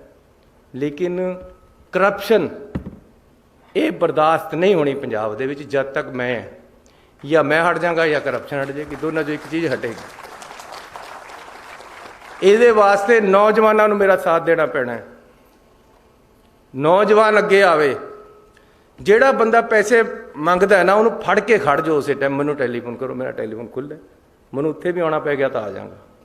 ਹੁਣ ਕਿਆ ਕਰਿਆ ਹੋਇਆ ਕਿ ਜੀ ਮੈਂ ਕਈ ਬੰਦਿਆਂ ਨੂੰ ਫੜਾਉਣ ਦੀ ਕੋਸ਼ਿਸ਼ ਕਰੀ। ਮੈਂ ਕਿਹਾ ਯਾਰ ਇਹਨੂੰ ਫੜਾਓ, ਬੰਦੇ ਨੇ ਤੰਗ ਕਰਿਆ ਵਾ। ਵਿਜੀਲੈਂਸ ਵਾਲੇ ਕਹਿੰਦੇ ਜੀ ਪਹਿਲਾਂ ਸਾਡੇ ਪਾਸ ਆਡੀਓ ਪ੍ਰੂਫ ਚਾਹੀਦਾ ਜੀ ਕੋਈ, ਫਿਰ ਇਹਨੂੰ ਫੜਾਂਗੇ। ਹੁਣ ਆਡੀਓ ਪ੍ਰੂਫ ਅਗਲਾ ਦਿੰਦਾ ਤੁਹਾਨੂੰ? ਕਹਿੰਦੇ ਜੀ ਉਹਨੂੰ ਮੋਬਾਈਲ ਪਰ ਕਾਲ ਕਰੋ, ਪੈਸੇ ਮੰਗੇ, ਫਿਰ ਸਾਡੇ ਪਾਸ ਸਬੂਤ ਆਊਗਾ, ਫਿਰ ਅਸੀਂ ਖੋਲਾਂਗੇ। ਇਹ ਸਭ ਮਿਲੇ ਹੋਏ ਸੀ ਇਹ ਲੋਕ, ਇਹ ਹੈਗੇ ਹੈ। ਇਹਨਾਂ ਨੂੰ ਖਤਮ ਕਰਨਾ ਇਸ ਚੀਜ਼ 'ਚੋਂ। ਤੁਸੀਂ ਪੰਜਾਬ ਦੇ ਲੋਕ ਖਤਮ ਕਰਨਗੇ, ਮੈਂ ਨਹੀਂ ਇਕੱਲਾ ਕਰ ਸਕਦਾ। ਪੰਜਾਬ ਦੇ ਲੋਕਾਂ ਨੂੰ ਉੱਠਣਾ ਪਏਗਾ। ਇਹ ਜਿਹੜੇ ਸਾਨੂੰ ਜੋਕਾਂ ਚਿੰਬੜੀਆਂ, ਇਹਨਾਂ ਨੂੰ ਖਤਮ ਕਰਨਾ ਹੈ। ਉਹਦੇ ਵਾਸਤੇ ਪੰਜਾਬ ਦਾ ਨੌਜਵਾਨ ਅੱਗੇ ਆਵੇ ਤਾਂ ਇਹ ਖਤਮ ਹੋਏਗੀ। ਨੌਜਵਾਨੀ ਦੇ ਵਿੱਚ ਕ੍ਰਾਂਤੀ ਹੁੰਦੀ ਹੈ। ਉਹ ਭਗਤ ਸਿੰਘ ਦੀ ਫੋਟੋ ਨੂੰ ਦੇਖਦਾ ਹੈ। ਮੈਂ ਹੁਣ ਭਗਤ ਸਿੰਘ ਜੀ ਦੇ ਜਾ ਕੇ ਪੈਰੀ ਹੱਥ ਲਗਾ ਕੇ ਆਇਆ, ਮੱਥਾ ਟੇਕ ਕੇ ਆਇਆ ਝੁਕ ਕੇ। ਜਿਹੜੇ ਮੁੰਡੇ ਦੇ ਕਮਰੇ ਦੇ ਵਿੱਚ ਜਾਂ ਗੱਡੀ ਦੇ ਉੱਪਰ ਜਾਂ ਮੋਬਾਈਲ ਦੇ ਉਰੇ ਭਗਤ ਸਿੰਘ ਦੀ ਫੋਟੋ ਲੱਗੀ ਵੀ, ਸਮਝ ਲਓ ਇਹ ਬੰਦਾ ਕੰਮ ਦਾ ਹੈ, ਉਹਦੀ ਸੋਚ ਸਹੀ ਹੈ। ਭਗਤ ਸਿੰਘ ਨੂੰ ਦੇਖਣਾ ਪਏਗਾ, ਨੌਜਵਾਨਾਂ ਨੂੰ ਉਹਦੀ ਸੋਚ ਨੂੰ ਦੇਖਣਾ ਪਏਗਾ। ਕ੍ਰਾਂਤੀ ਲਿਆਉਣੀ ਪਏਗੀ ਦੇਸ਼ ਦੇ ਵਿੱਚ ਔਰ ਸੂਬੇ ਦੇ ਵਿੱਚ। ਤੇ ਇਸ ਤਰ੍ਹਾਂ ਦੇ ਜਿਹੜੀ ਕਰਪਸ਼ਨ ਹੈ, ਗਲਤ ਕੰਮ ਹੈ। ਪੁੱਠੇ ਤਰੀਕੇ ਨਾਲ ਹਰ ਕੰਮ ਕਰਾਉਣਾ ਚਾਹੁੰਦਾ ਹਰ ਕੋਈ, ਸਿੱਧੇ ਤਰੀਕੇ ਨਾਲ ਕਰਾਉਣਾ ਨਹੀਂ ਚਾਹੁੰਦਾ। ਲਾਈਨ 'ਚ ਕੋਈ ਲੱਗਣਾ ਨਹੀਂ ਚਾਹੁੰਦਾ। ਉਹ ਕਹਿੰਦਾ ਜੀ ਮੈਨੂੰ ਇੱਧਰ ਨੂੰ ਕੱਢ ਕੇ ਸਭ ਤੋਂ ਮੂਹਰੇ ਖੜਾ ਕਰ ਦਿਓ, ਬਸ ਇਹ ਸੋਚ। ਫਿਰ ਮੈਂ VIP ਹੈ, ਕਿਆ ਕਰਨਾ VIP ਯਾਰ। ਮੇਰੇ ਆਲੇ ਦੁਆਲੇ, ਮੈਂ ਜਿੱਦਣ ਮੁੱਖ ਮੰਤਰੀ ਬਣਿਆ, ਮੈਂ ਕਿਹਾ ਯਾਰ ਕਿੱਥੇ ਫਸ ਗਿਆ ਮੈਂ। ਇੰਨੀ ਜਨਤਾ ਪਿੱਛੇ, ਇੰਨੀ ਜਨਤਾ ਅੱਗੇ, ਇੰਨੀਆਂ ਗੱਡੀਆਂ ਅੱਗੇ ਪਿੱਛੇ। ਮੈਂ ਕਿਹਾ ਇਹਨਾਂ ਨੂੰ ਹਟਾਓ ਯਾਰ ਮੇਰੇ ਆਲੇ ਦੁਆਲੇ, ਤੇ ਮੈਂ ਆਜ਼ਾਦ ਬੰਦਾ। ਮੈਨੂੰ ਕਿਹਨੇ ਮਾਰਨਾ? ਕਿਆ ਦੱਸੋ ਮੈਨੂੰ, ਮਾਰ ਕੇ ਕਿਸ ਨੂੰ ਕਿਆ ਮਿਲਣਾ? ਲੇਕਿਨ ਤੁਸੀਂ ਪਤਾ ਤੁਹਾਨੂੰ ਕਿੰਨੀ ਸਿਕਿਉਰਿਟੀ ਹੈ ਮੇਰੀ? 1000 ਬੰਦਾ ਮੇਰੀ ਸਿਕਿਉਰਿਟੀ ਪਰ ਹੈ। 200 ਗੱਡੀਆਂ ਮੈਨੂੰ ਦੇਤੀਆਂ। ਮੇਰੇ ਤਾਂ ਕਮਰੇ ਜਿੱਡੀਆਂ ਗੱਡੀਆਂ ਇਹਨੇ ਬਾਦਲਾਂ ਨੇ ਖਰੀਦੀਆਂ ਹੋਈਆਂ। ਮੈਂ ਹੁਣੇ ਆਇਆ, ਕਮਰੇ ਜਿੱਡੀ ਗੱਡੀ ਹੈ, 2 ਕਰੋੜ ਰੁਪਏ ਦੀ ਕਹਿੰਦੇ ਆਉਂਦੀ। ਉਹ ਯਾਰ ਗਰੀਬਾਂ ਪਰ ਲਾ ਦਿੰਦੇ ਇਹ ਪੈਸਾ। ਉਈਓ 8 ਗੱਡੀਆਂ ਮੇਰੇ ਅੱਗੇ ਪਿੱਛੇ ਫਿਰਦੀਆਂ। ਮੈਂ ਆਪਣੇ ਸੈਕਟਰੀ ਸਾਹਿਬ ਨੂੰ, ਰਾਹੁਲ ਤਿਵਾੜੀ ਜੀ ਬੈਠੇ, ਮੈਂ ਇਹਨੂੰ ਰਸਤੇ 'ਚ ਕਹਿ ਰਿਹਾ ਸੀ, ਮੈਂ ਕਿਹਾ ਉਹ ਸਿਕਿਉਰਿਟੀ ਦਾ ਕਿਆ ਬਣਿਆ, ਕਾਹਦੇ ਵਾਸਤੇ 1000 ਬੰਦਾ ਪਿੱਛੇ ਘੁਮਾਇਆ ਹੋਇਆ? ਕਹਿੰਦੇ ਜੀ ਇੰਟੈਲੀਜੈਂਸ ਵਾਲੇ ਕਹਿੰਦੇ ਵੀ ਅਸੀਂ ਨਹੀਂ ਘੱਟ ਕਰ ਸਕਦੇ, ਜੇ ਕੱਲ੍ਹ ਨੂੰ ਕੋਈ ਗੱਲ ਹੋ ਜਾਵੇ। ਮੈਂ ਕਿਹਾ ਯਾਰ ਜੇ ਕੱਲ੍ਹ ਕੋਈ ਹੋਗੀ ਤਾਂ ਮੈਂ ਜ਼ਿੰਮੇਵਾਰ ਹੈ, ਭੇਜੋ ਇਹਨਾਂ ਨੂੰ। ਕਿਆ ਕਰਨਾ 1000 ਬੰਦਾ?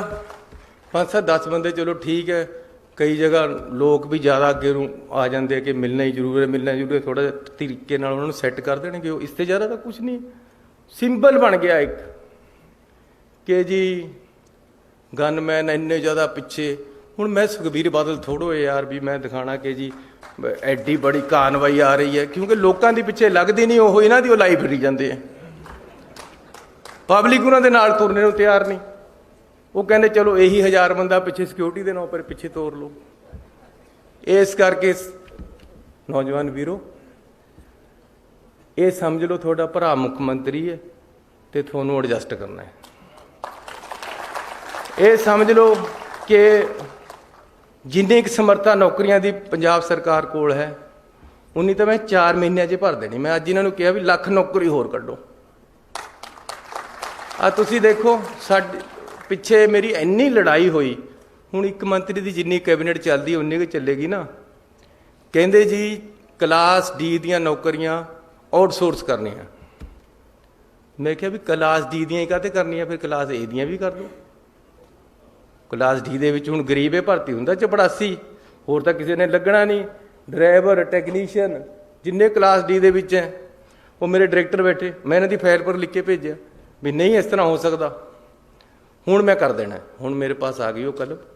ਕਲਾਸ ਡੀ ਦੇ ਵੀ ਰੈਗੂਲਰ ਭਰਤੀ ਹੋਣਗੇ। ਉਹ ਕਿ ਉਹ ਕਿਤੇ ਹੋਰ ਤੇ ਆਏ ਆ, ਉਹ ਕਾਹਤੇ ਨਹੀਂ ਭਰ ਸਕਦੇ ਬਈ।